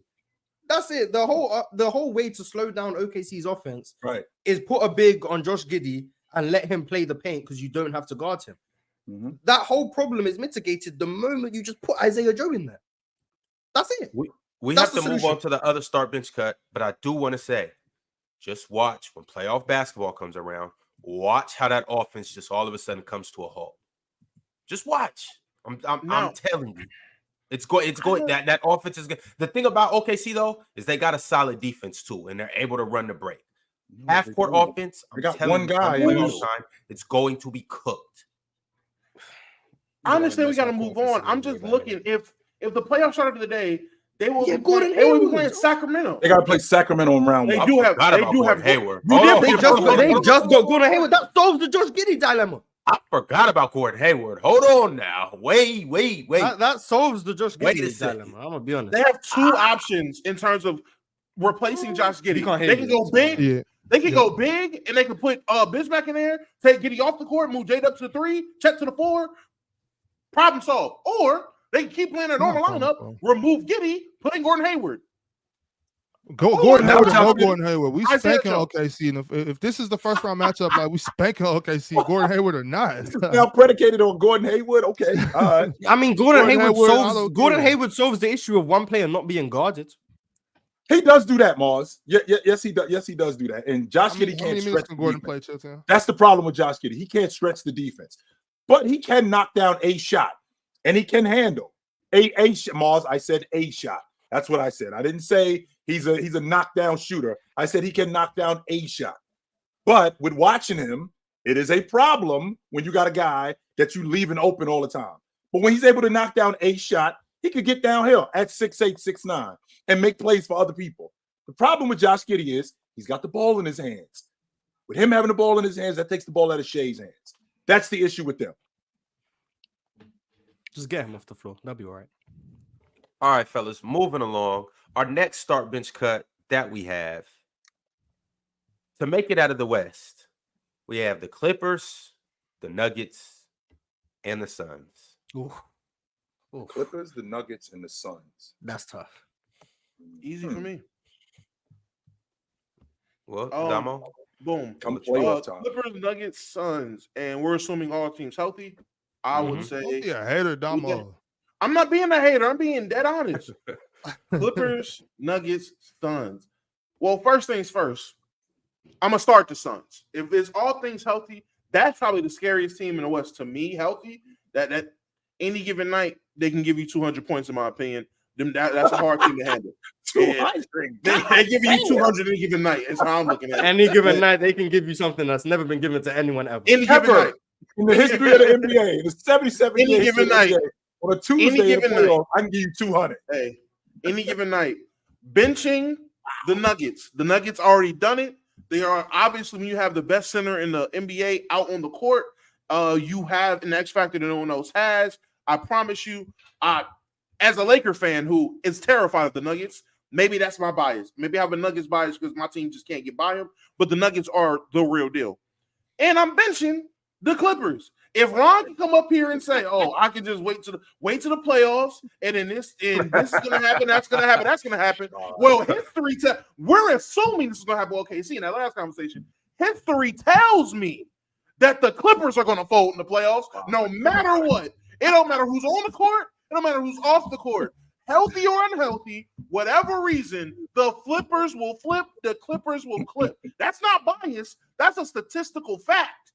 That's actually, you can go back and look over the last 4 to 5 years. Ever since Kawhi has touched down in LA and didn't put a Laker jersey on, you can watch constant failure, constant disappointment, constant choking in some way or another. I don't trust them. Cut them. there you go. The Clippers are cut.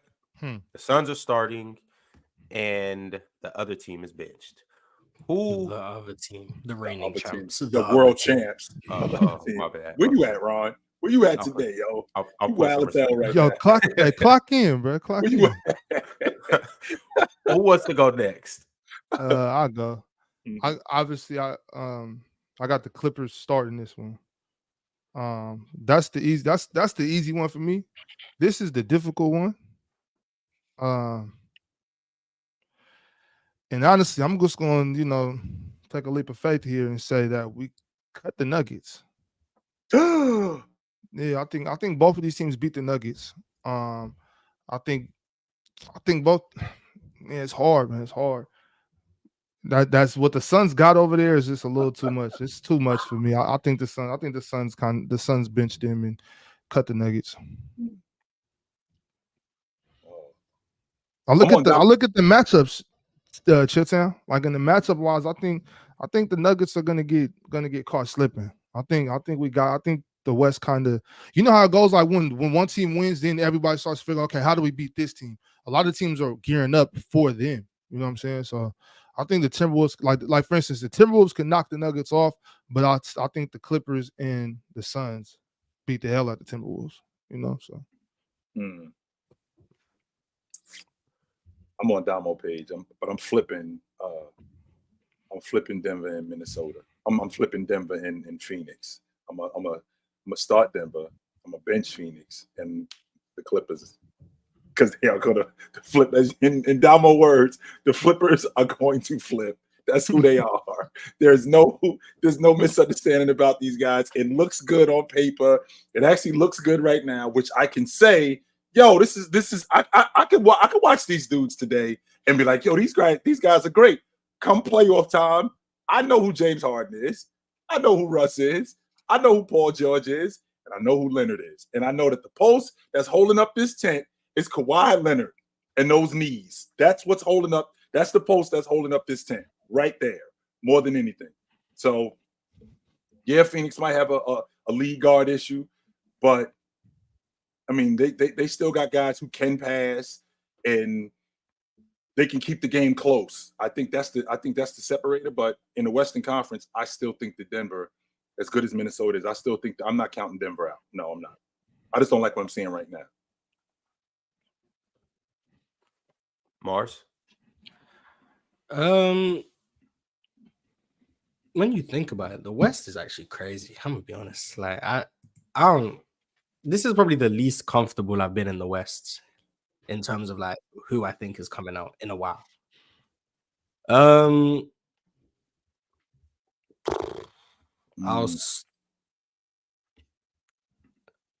I'll start the Clippers because yeah, shoot me. I'm assuming health. I don't know. I'm assuming health.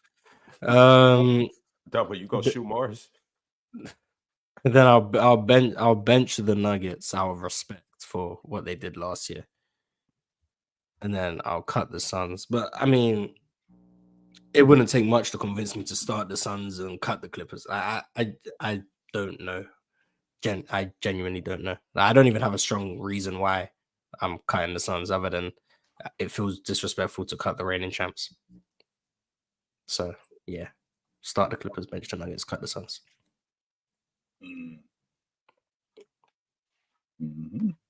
They're the three best teams in the West, though, in my opinion. So, and that's kind of why when I was formulating this, that's what I was going off, the three teams that I thought were the strongest, and also kind of just based on experience of their top guys as well. The Suns have two guys that have, well, a champion, got a couple other guys that have made strong runs. Clippers as well. I think majority of their guys have made it to the NBA Finals, and then obviously the Denver Nuggets that are reigning champions. The West is cool. Is it fair to say that the West today is closer at the top than it's been in a long time? I mean, the top four seeds. When's the last time we've had the top four seeds separated by a game and a half? More times than not, the West, the best team in the West has been the best, and then there's been some separation. And then from like maybe 3 or 4 on, that's where the gap closes. Like these guys are pretty close. But now we got the top 4 seeds only separated by a game and a half. And then you get the next 5 seeds. They're only separated by like 2 or 3 games. Is this the closest that the West it's probably since like top to bottom? 2010, probably. I think 2010 was very close. I might be wrong. I read something. That's the year where I think a 50-win team missed the playoffs. Or am I bugging? That's crazy. That's insane. There was a year in like the late 2000s where a 50-win team missed the playoffs, so like a 48-win team. Yeah, that year was pretty close. Phoenix in 2008, Phoenix missed the playoffs. I think they won 48 games that year, and they missed the playoffs. That year, I remember that. One of those late 2000s years, I know the West was very close. So probably the closest has been since then. Probably. I had read something last week where it said this is the furthest into the season where the top 4 seeds have been spread out by 1 game or been separated by 1 game. And I think that's when when OKC and the Clippers were tied for 1, and then I think the Wolves and the Nuggets were tied for second place. But here's the standings one more time, just so you can see. Keep in mind, we did a start bench cut, and we didn't include the number 5 seed, or we didn't include the Dallas Mavericks, who are streaking right now. And they've obviously just bolstered up their roster. And then we also didn't include America's favorite team, the Golden State Warriors. And we really could do a start bench cut between those 3 playoff teams, 3 playing teams. I'm going to be honest. Because Golden State seemed to be turning it around since Draymond's been back. I mean, Draymond's impact, I don't know what to tell you guys, man. Draymond's still good. I'm trying to say We've been talking about Draymond. Nah, man. How many conversations have we had about how important Draymond is? Now, when we gonna realize that Draymond just clearly been the second most impactful player towards that dynasty? Like, when are we gonna realize that it was Draymond the whole time? Nah, we're not about to do that because earlier this very season, on the Warriors, though. when he was out here punching people randomly, everyone was talking about he should be having assault charges. All that Draymond impact was in the toilet. No one cared about Draymond's impact. That's why he was out here arguing with Steve Kerr. You know, had to take time away to get help. No one cared about his impact. Everyone said the impact was overblown, overstated. They still suck with Draymond. That's all people said. Now they ring off a couple lousy ass games. Now it's the Warriors are back. Man, get the hell out of here. I don't think the Warriors are back. I'm not saying they're back. I'm just asking when are we going to acknowledge Draymond Green? Like, wait a minute, Damo. Wait, hold on, Damo. Draymond Green playing the 5 and the Warriors defense looks good. Like, right, they won a couple of games. I'm not on the Warriors train. No, they still the Titanic to me. They still are the Titanic. Draymond Green comes back and Steph Curry's slump seems to end. Like, are we gonna just not acknowledge these things? Like, that doesn't matter though. That does That's matter. all I'm saying. Draymond Green is impactful. And on top of that, we talked about Draymond a long time ago, how important Draymond was. Not just here today, not just months ago. This was last season. We talked about how important Draymond was to that unit. If he ain't on that unit, how much different they are. We did do that last year. But let's not sit there and act like all of a sudden, they won 4 games, so here they are coming back. This team is still a year too old. They still had an opportunity to retool, and they didn't. So I'm not off that train. No, the Golden State Warriors are still a year too late from retooling. Yes, they are. I'm not buying this. Walker, thank you for bringing it up. The consensus up here was trade him. The consensus was, he should have been out of here, man. I want everyone to be aware that was never my opinion. As the Draymond Green defender up here, I have never said no such thing. I have not said trade him at all. I did say trade Steph Curry, though. I did say that, but do not trade Draymond Green because I'm gonna tell you what's my thing with the Warriors. I told you guys this last week when me and Shaq were praising the Warriors, and I'm gonna say it right now. It's the resurgence. Well, I wouldn't say the resurgence, but it's Jonathan Kuminga. It's literally Jonathan Kuminga. Don't start it, Damo. But it's also Andrew Wiggins. I believed that Andrew Wiggins was going to turn it around, and he's starting to do that, and he's going to get back to his normal self. It's literally Andrew Wiggins and Jonathan Kuminga. You add them as 1 and 2 options next to obviously Steph doing what he's doing. You got B-Pods coming off the bench. Dre gon' Dre. Right. Outside of that, they're gonna be all right. Dre gon' but they still not gonna do nothing. I was about to say that, Mars. So at some point, are we gonna have the meltdown again? Is that what we're gonna have? No. He chilling. No, he ain't, because we just saw him. We just heard what he said about Nurkic. So are we gonna have another meltdown with this dude? And now they having a beef online. He knows what he can get away with and what he can't. He's not gonna abuse anyone for the rest of it. If he does, okay, then I guess. But I don't think he's gonna abuse anyone for the rest of the season. But they're still not gonna win. I'm not saying they're gonna win a championship. Hey, GP2 back, CP3 on his way back. Why not, Mars? Why not? CP3 coming back does not. He's not gonna solve what big needle. No, it doesn't. But if they were to win, hypothetically, win what? Well, the championship. What's the narratives? What's the narrative? Curry top 3 is my narrative. Bye, Kareem. I'm sorry. The GOAT. No, Steph the GOAT. Steph the GOAT. Bye, everybody. I don't want to have this conversation. I was just joking, y'all. The Warriors are cooked. By Kareem, Steph, you were the GOAT. Honestly, simple. I'm leaning more towards Bob in this one. I ain't gonna hold you. He went with this band of misfits. Yo, it's over, bro. I've seen enough. And it's just my bias not letting me put him 1 right now. But I would not be upset with anybody saying he's the GOAT, because there's no way you win with this. This is, oh my God, I don't even want to think about that summer. Oh, that's a nasty summer. I was trying to because I'll be lying to you if I said I'd be around. I would not be around. I'm gone. I'm out. But like I was saying earlier, Chilltown, I'm waiting. I can't do it.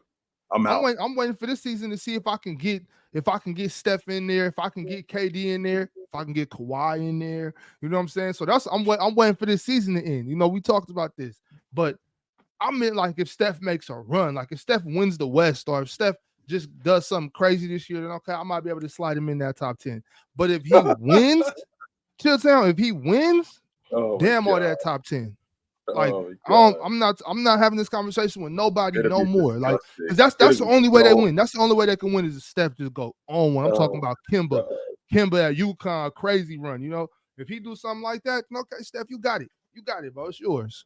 I can't wait to have that legacy talk episode. We talk about everybody whose legacy. Bro, stop, yo! You're taking years off my life listening to this right James now. Harden, Kawhi. This is disgusting. No way. My legacy ain't on the line. Embiid on there. No, not legacy on the line, but just anybody that's with the championship, their legacy all of a sudden, you know what their legacy looks like.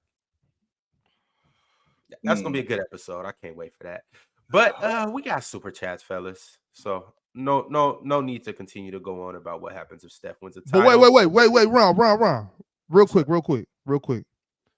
Who besides Steph could have the biggest leap like that? Like if who could go on a run and win a ring this year that it would do something like that for their legacy?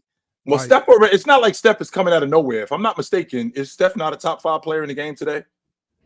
It's not like I've heard a few takes about Steph this season. It's not like he's garbage and then all of a sudden he got him 6. I'd like to think that I've heard Jalen Brunson's better than Steph Curry. No, definitely. I've heard some things. Nobody said that. Shout out to Jim, man. Open Jim next.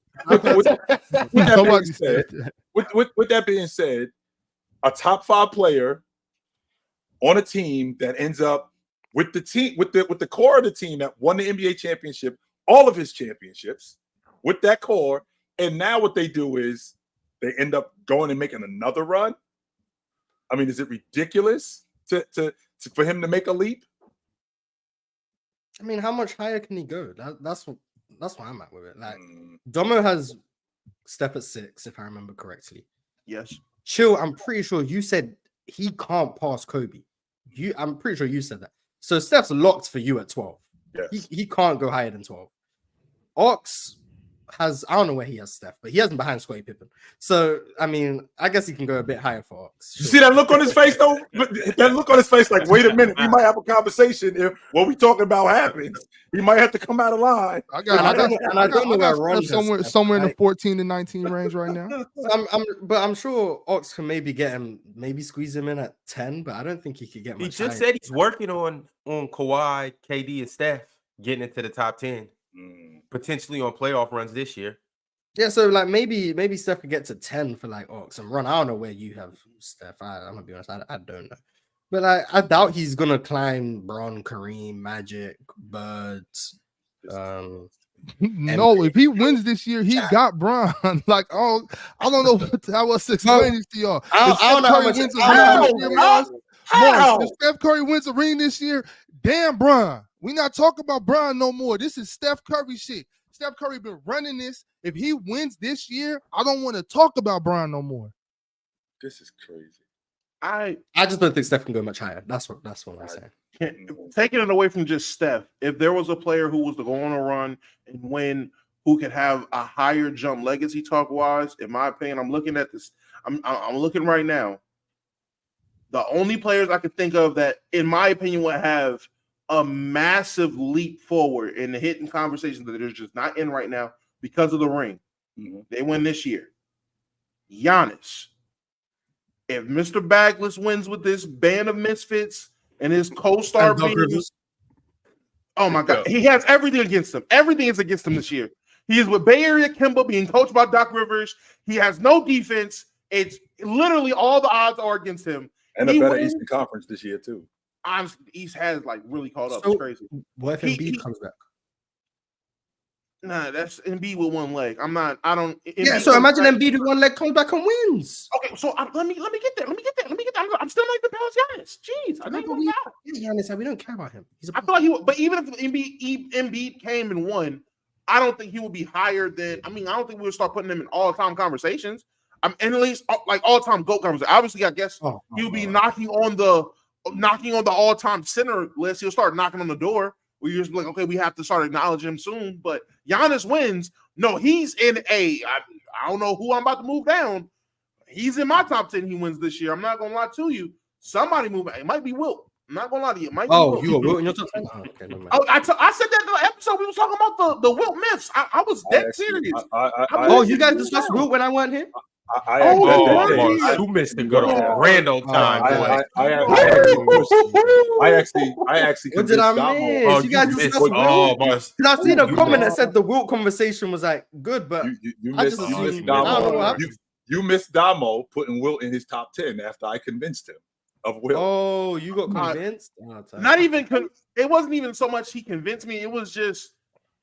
I mean, if you would have told me a man stood still at the free throw, they had to change the free throw rules because he could just stand still and leap and dunk the ball from the free throw line. How is he not top 10? Like, it's just, you gotta go back. You just missed it. I'm sorry. But yes, I'll probably end up moving Wilt down. But him, I would say, honestly, if there was a way for this team to do it, Jimmy Butler. I do feel like if Jimmy actually did win this year, there would be a conversation had about Jimmy. I would say, I mean, obviously, Embiid comes back and wins. He would have to be in the conversation. Something I wanted at first to say, oh, man, if the Celtics win, but that wouldn't really put Tatum in the conversation. It would just be you're missing one key person right now. I'm just saying. Am I missing one person? He played in Dallas. If he wins. Oh, no, I'm in the East right now. I'm in the East. I'm sticking in the East right now. I'm sticking in the East. That's it for the East. In the West. It becomes serious. In the West, I do agree. Kawhi win? Oh, we lost. Oh, damn. We had him. Yo, Kawhi win? Top 10. Kawhi, I'm about to say, we're going to have a conversation. Jokic wins. I feel like we might have to start having a conversation. I'm not going to lie. He rings off back-to-back. I feel comfortable starting to have a conversation with Jokic. In order for these guys to make the Warriors. Wait a minute. Wait. In order for us to have these conversations, and I've had this conversation already, these guys have to be close. So Kawhi Leonard has to be close to the top 10 in order for him to break the top 10. In order for that to happen, you can't just go from 40 to 7. No, that doesn't work. Well, hold on. I'm not saying him at 40. Or you can't go from 30 to 6. That's not the way that works. However, on your list, it might not work like that. That's the point. That's the point. That's the point right there. This whole thing is opinionated because I'm not. Even if Kawhi Leonard were to win this, you might go from. I'm froze.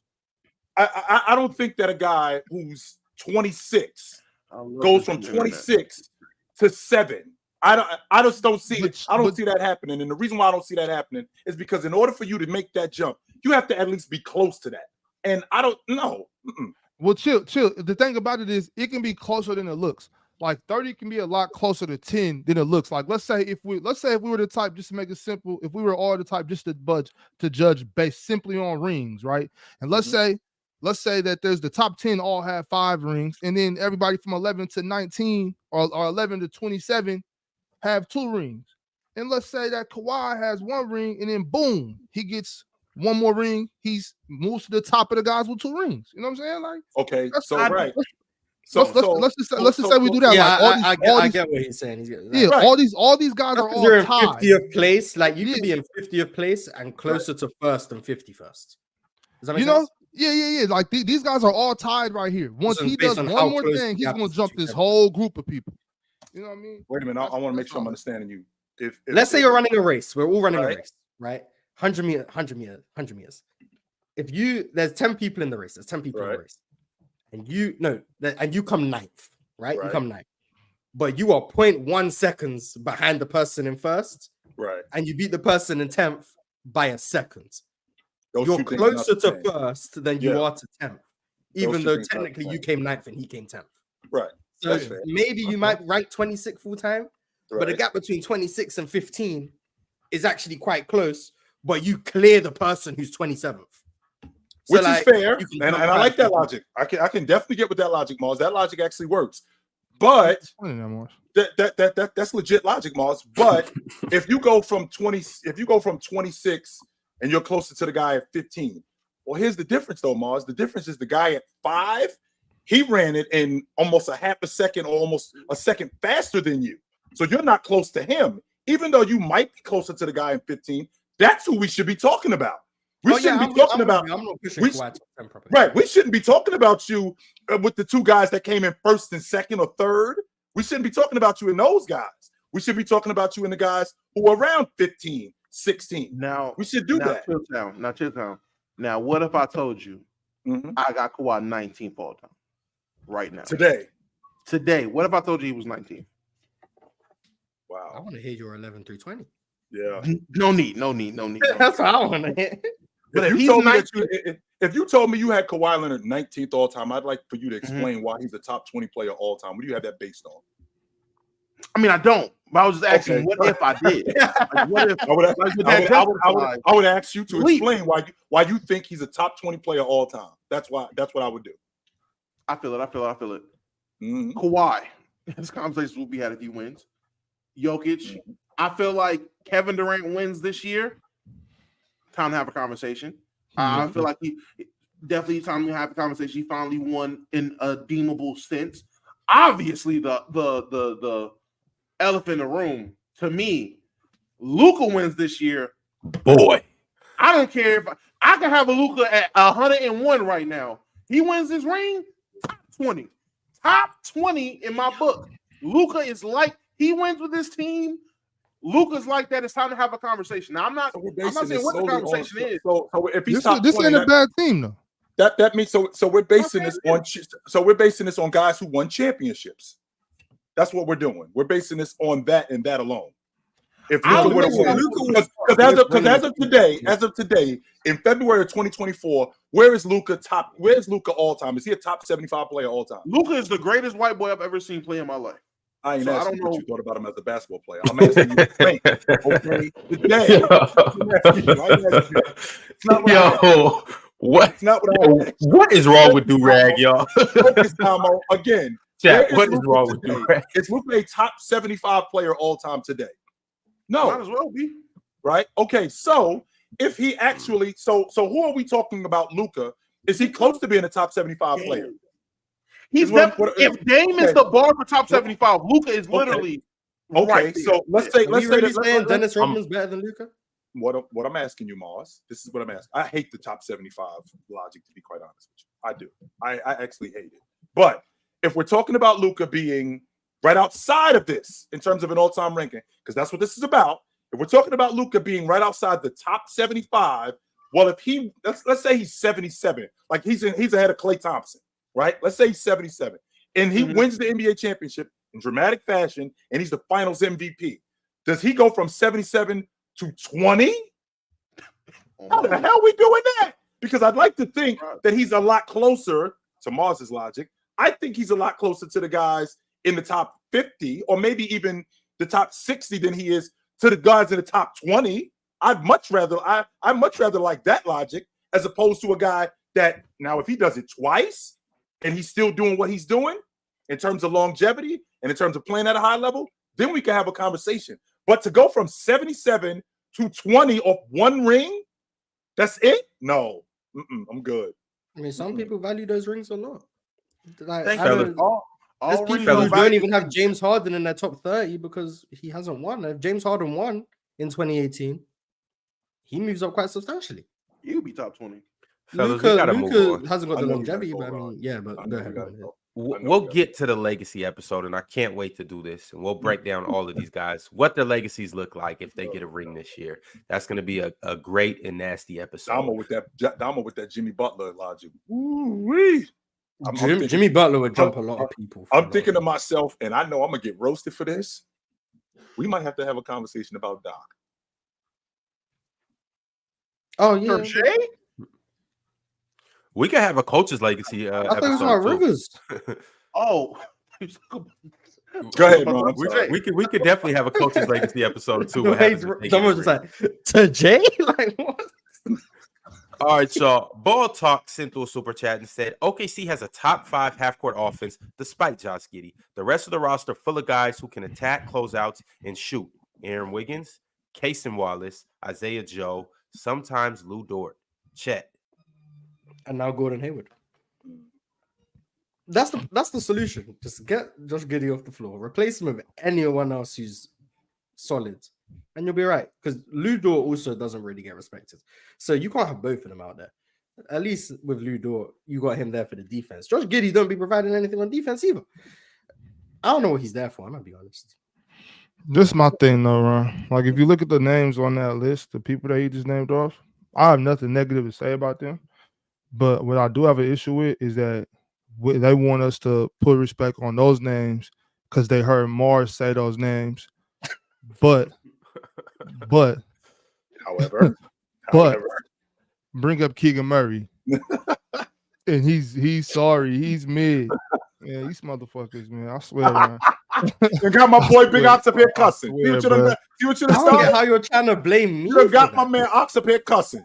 Ox don't cuss. I'm not blaming you. I'm not blaming you, Mars. Like this people just piss me off, Mars. That's all. That's all. Himmy or Heim. I like Himmy. Said so Giannis beats Jokic and makes Jokic the MVP. And then a couple of the Bucks beat the Nuggets, but I mean, sure. Andra 15789 said Luka already smoked Gobert in the playoffs. Dallas beat Utah.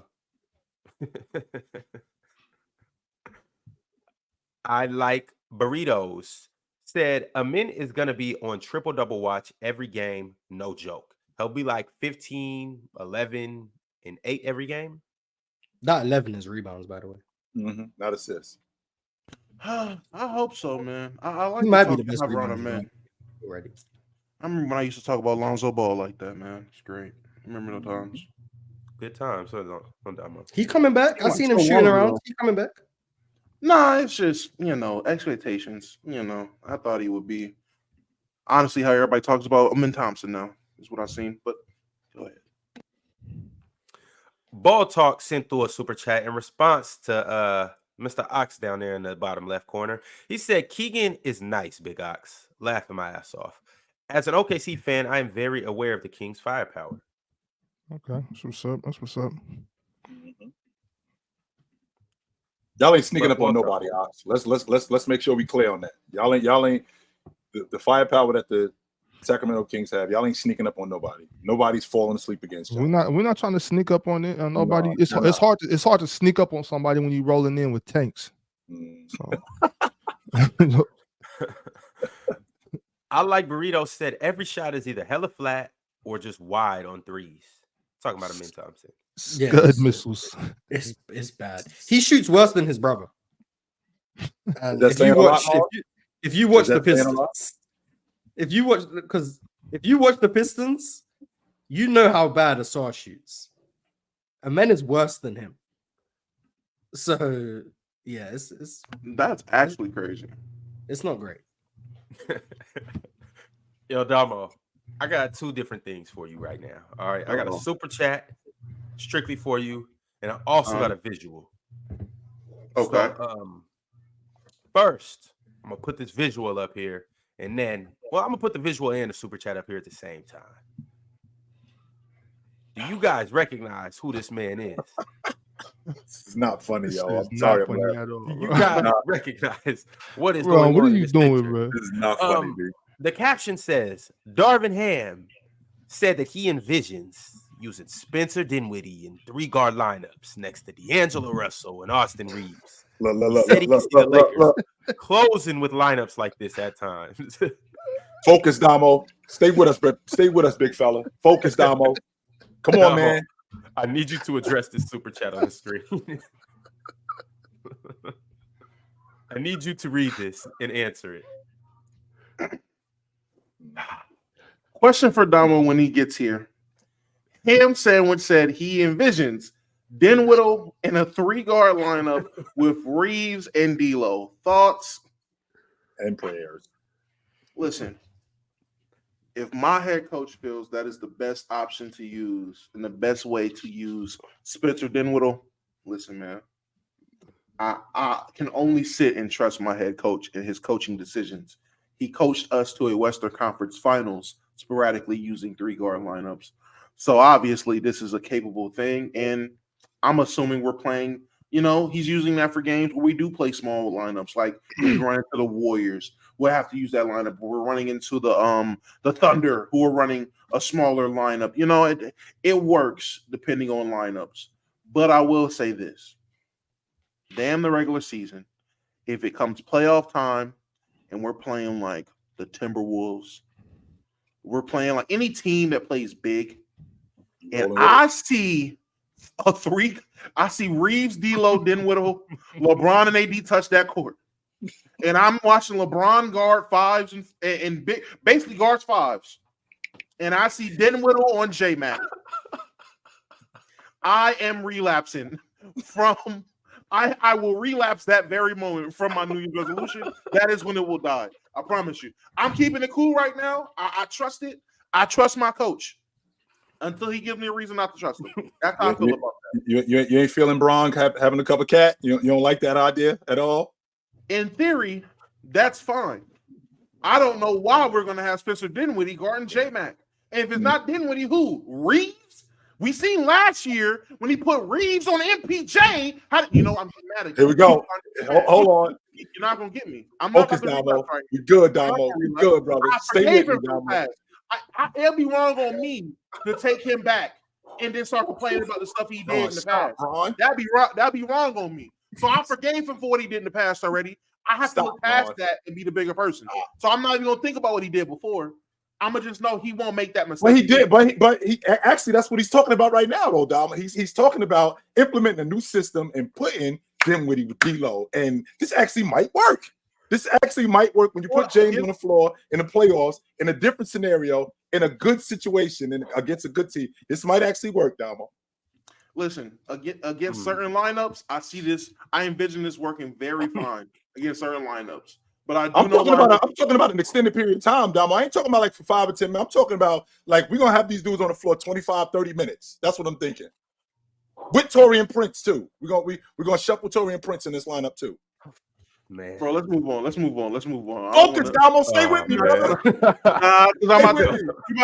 We about to get demonetized in a second. So let's just keep going. Listen, so you got Taurean Prince, Dinwiddie, right? You got Taurean Prince, Dinwiddie, and you're gonna get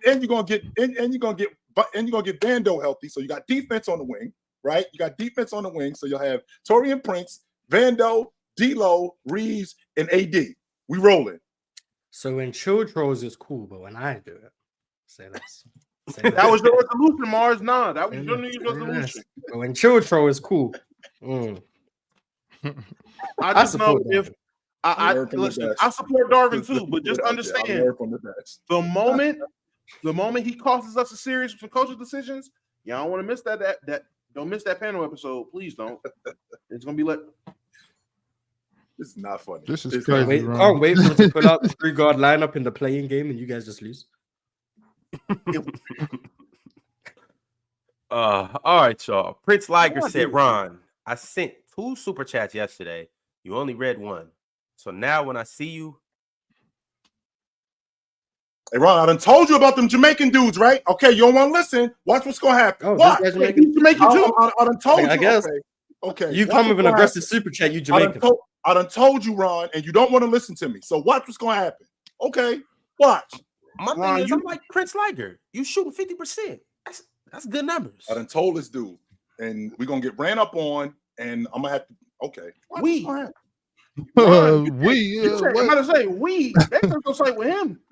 This ain't no French class. Hey, Prince Liger gonna mess us up, y'all. Yeah. My apologies. We in this. He on his smoke. He said we gotta stick together. Truck in the US of A said Kuzma turning down a trade to the Mavs to quote unquote build something in Washington sounds insane. Only thing they building is bullshit. Damn. He just didn't want to be shifted to the 3rd or 4th option. Laughing emojis. And what's wrong with that? Right. He's won a championship already. Y'all Right. think every NBA player just lives they career to just win championship? No, some guys just need one and they're content with that. Now it's about my money and my happiness playing the game I grew up playing. When people have dreams of going to the NBA, they don't have dreams of going to the NBA and being the fourth or fifth option. Everybody thinks they're about to be the savior of a city. Let him be the savior of Washington. They just brought on Jordan Poole and it didn't work. So now you need a guy that's going to sit there and give him some points. He's perfect for that. I like it. Facts. Drink More Water said, how does this crop of MVPs stack up to recent years? I feel like this year's MVP race will be the closest in a while. No one is running away record-wise and are putting up monster stats. And I mean, Joel was running. Yeah, now he's ineligible. So now it's close. I do want to say, I don't know. Giannis is being undersold in the MVP race. 100% he is. 100%. Like, the idea that, for what I hear, is Jokic, Shea. Like, they're the two main guys I'm hearing. Giannis is playing ridiculously this year, and he's not getting enough respect for how well he's playing. So I think it's a 3-horse race between those three: Giannis, Shea, and Jokic. If I had to pick one, I'd probably give it to Jokic as of today. But I think Giannis and Jokic are the top two. So there's that. But outside of the top three, I don't know how close it is. I also want to say the Mavericks are on a 5-game winning streak. And they're, I think, 4 games out of the 5th seed. Yeah, if they get to the 5th seed, Luka's right in there. Hey, with what Luka's doing right now, it's going to be some serious conversation. One game, Ron, out the 5 spot. One game. Hey, all right. Their game. Yeah, I'm not gonna lie. Luka is ridiculous. Ridiculous.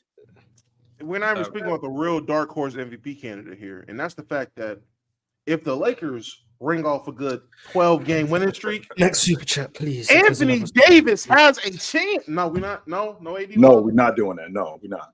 Nope. Please. I mean, if they do go on a win streak like that, If crazy, they do go on a- I can get behind that. The crazy win streak, he's a top 10 candidate. He gets pushed to the 5th seed. Same conversation for Luka. in my opinion. If the Warriors rattle off 12 straight wins, Steph Curry an MVP candidate for real. And if they do go on a win streak, it ain't gonna be about Anthony Davis, even though he's fantastic. It's gonna be about James. That's what it's gonna be about. There's only one Laker in the top 10 of MVP letters this entire season. There's only one, and he has the unibrow. Yeah, I want to say so. Yeah, I want to. Hey, let the Kings go on a crazy run, and we get that Domantas Sabonis MVP push. Oh, you gotta trade De'Aaron at that point. Hey, man. Why would we try? Why would we have to trade De'Aaron? What? Why would we do rules. that? It's just the rules. This is how it works. Yeah, What are you talking about? If you bring a guy in and he gets the MVP under the guy that you drafted, and you traded another guy you drafted to get him, obviously new regime, new era. Get De'Aaron the hell up out of here. Come on, man. This is the Monsters team. Yeah. For Fred VanVleet, that's usually who the trade package has to be. Okay, yeah, we're just gonna walk past so that. much heat. All right, so we got games from last night that I want to go ahead and get into. The first game is none other than the Philadelphia Sixers and the Cleveland Cavaliers. Y'all remember Cleveland was the hottest team in the league, still technically could be the hottest team in the league, but they took a L yesterday to the Cavs. Thoughts on this? And Cleveland is 9-1 in their last. I think they were on a 10-0. Were they on a 10-game winning streak? No, 9. 9-game winning streak. Yeah. Okay. Well, Check out Buddy Hield. He been rocking. Yeah, I mean, Buddy Hield the snapper. I mean, that happens. Mars, you got to come off that shot creation logic with Tyrese Maxey too. You got to come off that. Why? Yeah, because he actually looks really good off the pick and roll. He actually looks really good going downhill in 1-on-1. There's no Embiid from the high behind, man. Yeah, downhill. Yeah, downhill. He's cool. You might have to come off that whole shot. Downhill, I think he's and going left too. He's actually looked really good. So I'm not saying that you got to dead it, Mars, but you got to turn the volume down on that. Well, he's not a liability. I just don't think he can be your best perimeter shot creator. I still don't think that, but it doesn't mean he's incapable of creating a shot. Now, I do think there's a direct correlation between his shot quality and efficiency with Embiid and without Embiid, but that's to be expected. I want to, even though the Cavs lost, I've been paying more attention to the Cavs. JB Bickerstaff is doing interesting things with his rotations that are Such leading me as? to. He's not running all four of the main guys together all the time. So like you'll see Garland and Mobley, and then you'll see Mitchell and Allen together. So you still get the interior presence, and then you still get the primary ball handling duties of your two guards, and you don't lose too much of their value, which I think that's a recipe for success in the playoffs. My concern was Darius Garland coming back, takes the ball out of Donovan Mitchell's hands, and they can't coexist. But if they don't have to coexist that much, it can work. So I think that's very interesting. Also, you don't then have 2-6-1 guys on the perimeter defending all the time. So I like what I'm seeing from Cleveland in general. Now they lost last night, but I do like what I'm seeing from Cleveland in general. So very interesting. Is it a situation where he's like picking and choosing between who will finish the game between Mitch and Garland, or he's they close. They close. They stagger. They're all gonna close. But Darius Garland plays without the ball better than I thought. Like there's a few times where like he'll cut across the lane, get into the middle of the paint, and then you got Evan Mobley who seems to dunk everything. I don't know what it is. Around the rim, he's dunking everything. So shout out to him. And it allows Darius Garland to like it's like so you see when Steph Curry and Draymond run a pick and roll and then they blitz Steph and then Draymond Green is like playing the 4-on-3. It has that same effect without Darius Garland having to set a screen. So it gives Darius Garland the free reign of the middle of the court and then it allows him to make decisions. So JB Bickerstaff is doing a good job over there. I like what I'm seeing from him. He put the ball in Donovan Mitchell's hands and made him more of the shot creator / playmaker / distributor for Cleveland, and makes Darius Garland play off the basketball a little bit more, getting the ball to Evan Mobley around the basket, and they actually play a lot faster with Evan Mobley and Jared Allen because those dudes at the rim, they rebound. They can get the ball out a lot quicker. Now they started slow yesterday. I did not like how they came out yesterday. I did not like that. They started slow. Philly was getting whatever they wanted, and I mean I was able to chime in on the game last night because I was doing the Denver Milwaukee game, so we was able to peek in on that game. But with that being said, I like what I'm seeing in Cleveland. I'm on the train. I am. Moving along, fellas. The next game that happened last night was the Indiana Pacers going to Charlotte and getting packed up. The Hornets won 111-102. Miles Bridges, 20, 10, and 7. Tyrese Halliburton, mediocre game, 13 points, 12 assists. Shout out to Miles Bridges for vetoing any trades. You ain't screwing my money up. You ain't sending me to Phoenix and having me turn into an 8 and 6 guy. And now all of a sudden I got to go into contract negotiations with this. Nope, I ain't trying to hear that. Nah. I'm gonna stay right here. I'm 22-8, and now we're gonna go off for that. Shout out to Miles. Shout out to Miles Bridges for that. The Thunder shouldn't have let Mitchell go. I agree. And I said that when I found out he was in the trade, I didn't like the trade as much. I don't think they should have let him go. I think that was a bad decision on their part. But Brandon Miller, generally speaking, I've apologized to him like 7 times this year. I need to apologize to him again. Keep apologizing every time. He's very good. Brandon Miller is very good. We was going off what we saw, Mars, last year in the summer league. That's what we were going off of. What we saw in the summer league, he looked like a dude who was clueless, who had no idea what he was doing at the pro level. That's what he looked like. Listen, man. I love doing victory laps on Player's Choice, especially when it comes to the young guys that I'm right about. And when I sat here on draft day and was screamed at about talent over need, you draft talent over need of team. No, man, fit works. When it's like this, you draft. He's more talented. I mean, now he's more talented, but even at the time, I knew he was more talented. But I'm just saying, at the time, the perception was, it's close between him and Scoot. That could be fine, even if you believe that. The fit works because of what you have. And the summer league thing, I mean, when I seen James actually quit the game of basketball and say, you know what? I'll wait. I'll go back. Y'all keep this. I'll retry. I knew that summer league unit was just awful. So I couldn't even blame him for not knowing what to do because none of them knew what to do. They were just out there playing AAU basketball in the summer. So I wasn't even mad at that. I knew he just had to get his reins in. He had to get his flow going. He's playing for the jail Hornets. It is what it is. I knew it was only a matter of time before it picked up. I'm glad he's out here looking like PG 2.0. It's a reason he said Paul George is his GOAT, and that's because he Patterson's game after him. I love it. It's interesting seeing teams force Tyrese Halliburton left, by the way. But Yeah, I digress. Next thing, super chat. You don't want to talk about, do you, Ron? You don't want to discuss that, huh? Ron, come on, man. Let's talk about it. You don't want to talk about that, huh? My man Truck in the US of A just sent through a big time donation. So we gotta y'all don't want to respect, bro? Now we want to respect got super it. chat. Absolutely. Sure. That's fine. Go ahead, Ron. Well, Why am I saying Ruby Rose name in a super chat? anybody besides Prince Liker gets their super chat respected.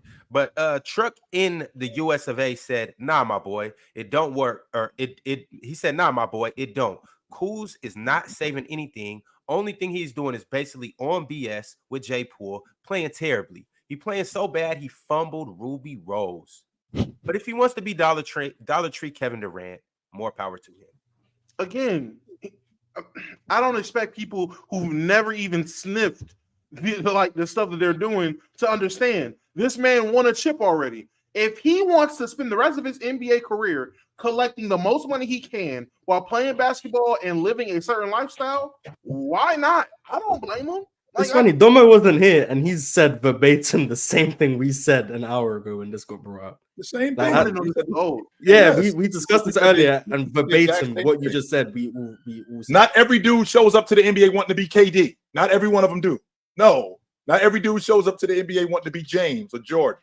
Not every one of them does. No, that's not what happened. Now I will say, I would feel slightly different if this was a loser talking. If this was a guy who's never won and he showed this, and I'd be like, all right, well, obviously he's a loser, but hey, make his money. I'm not gonna get mad if a loser wanted to make money. Kuz won. That's a big difference.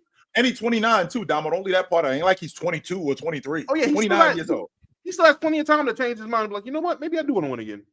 Or I just want to get this after he just signed an extension, and in another 5 years or another 4 years, I could get another bag, and then I'm good.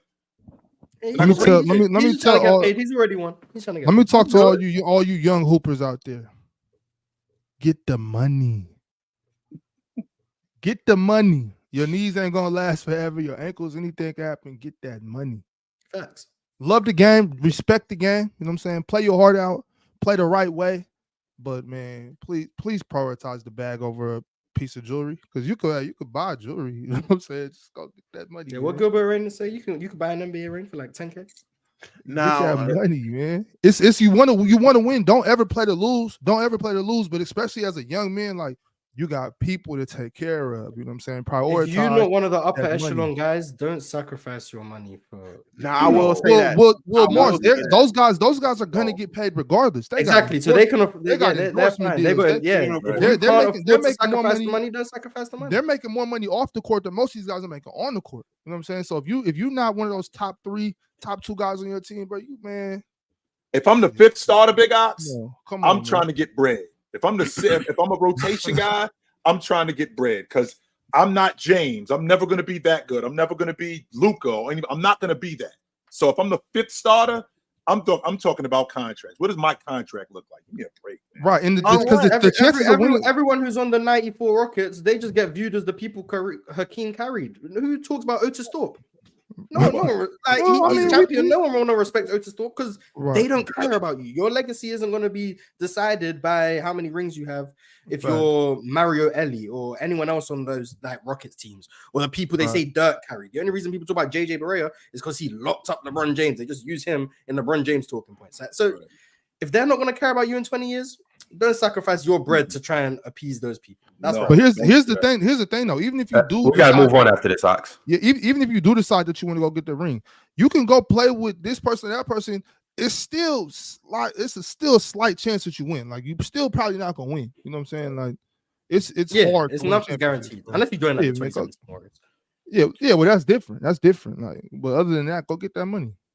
Lundini the Genie said, even though the Warriors are not contenders, do you think they will end up in the playoffs? No. Nah. I don't know. I don't think they can be. I don't want to see them in the playoffs. No, I don't. I don't think they can beat the Lakers in the playing game.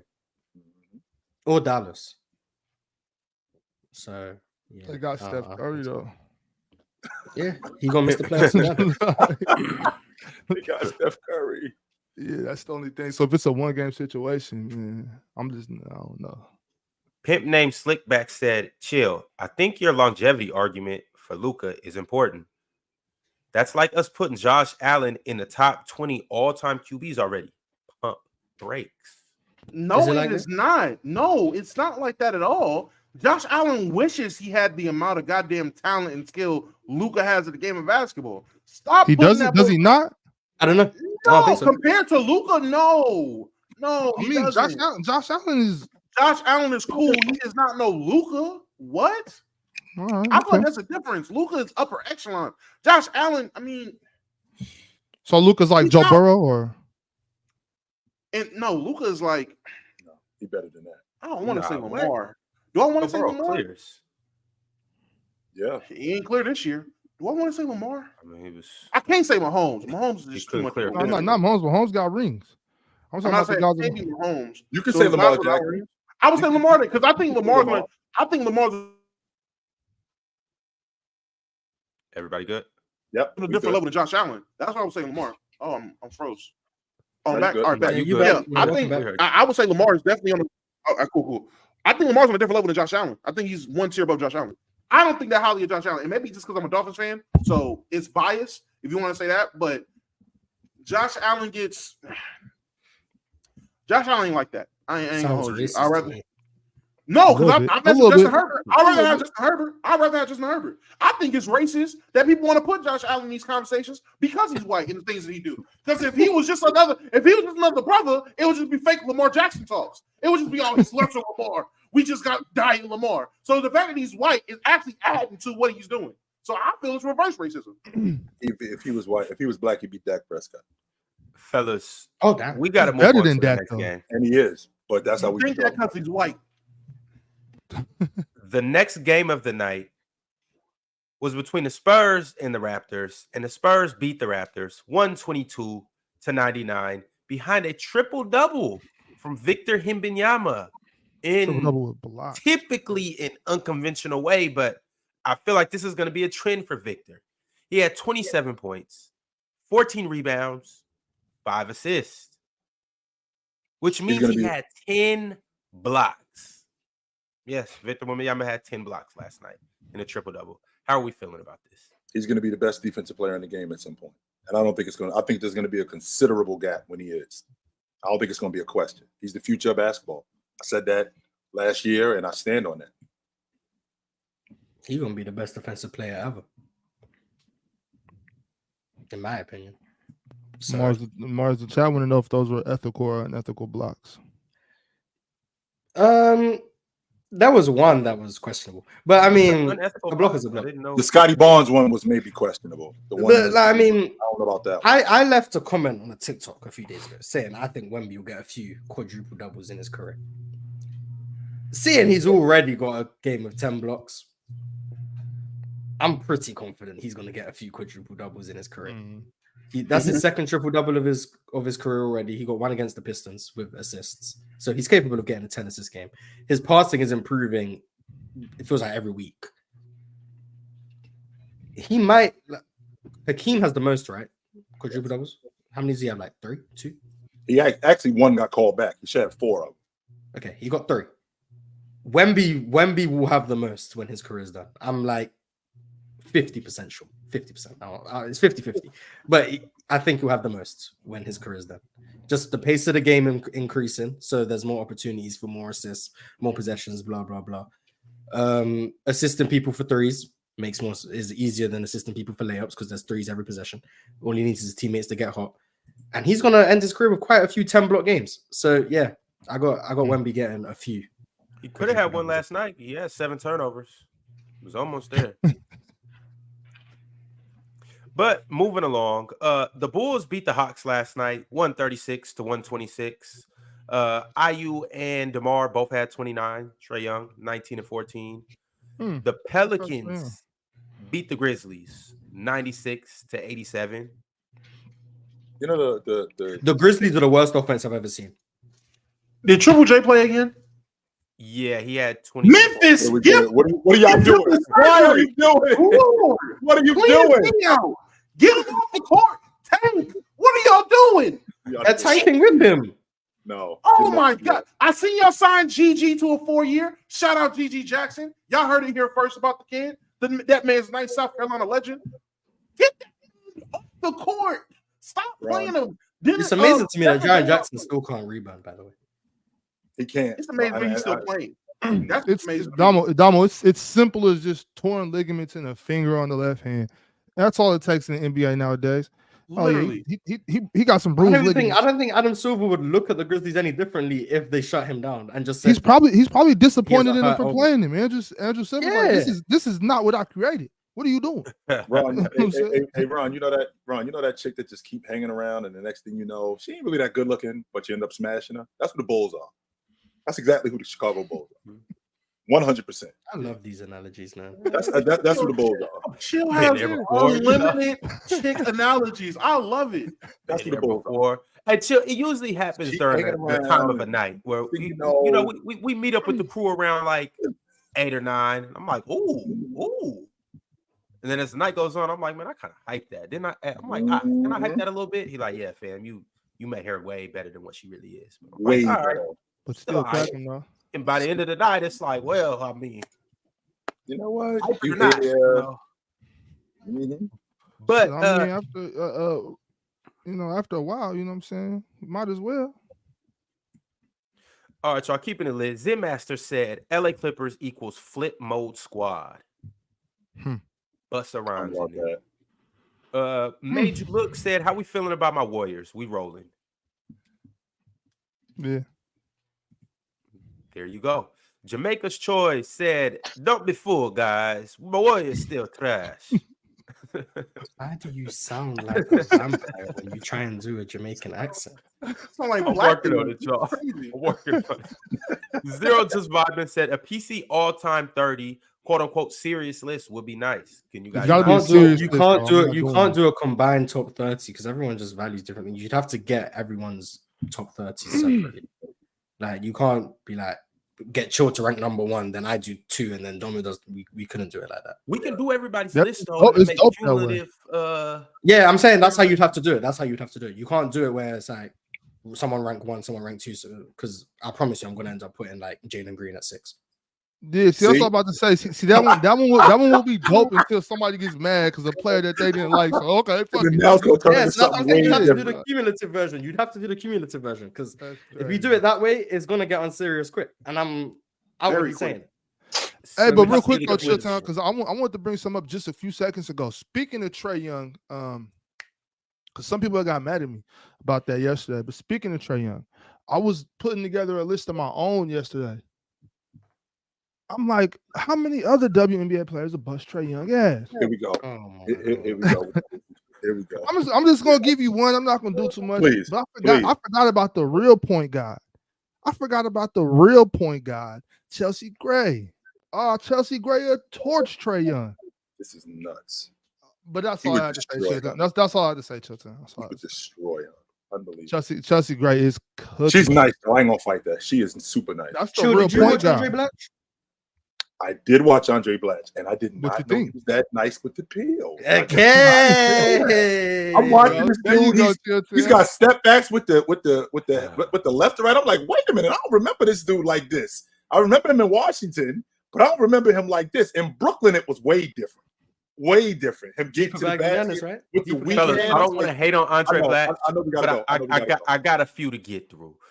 Truck in the US of A said, is Triple J trying to get 65 for contract purposes? All defensive team? He ain't making it. I mean, he ain't gonna make it. You don't think so? All defensive team? Not necessarily the all-league defensive team, but games played, that might be in the contract. That may very well be. But the all defensive team, he ain't making it regardless. So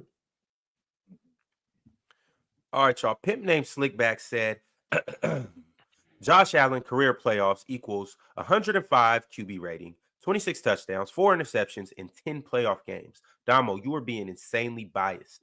What? You're saying that because he's white. All right.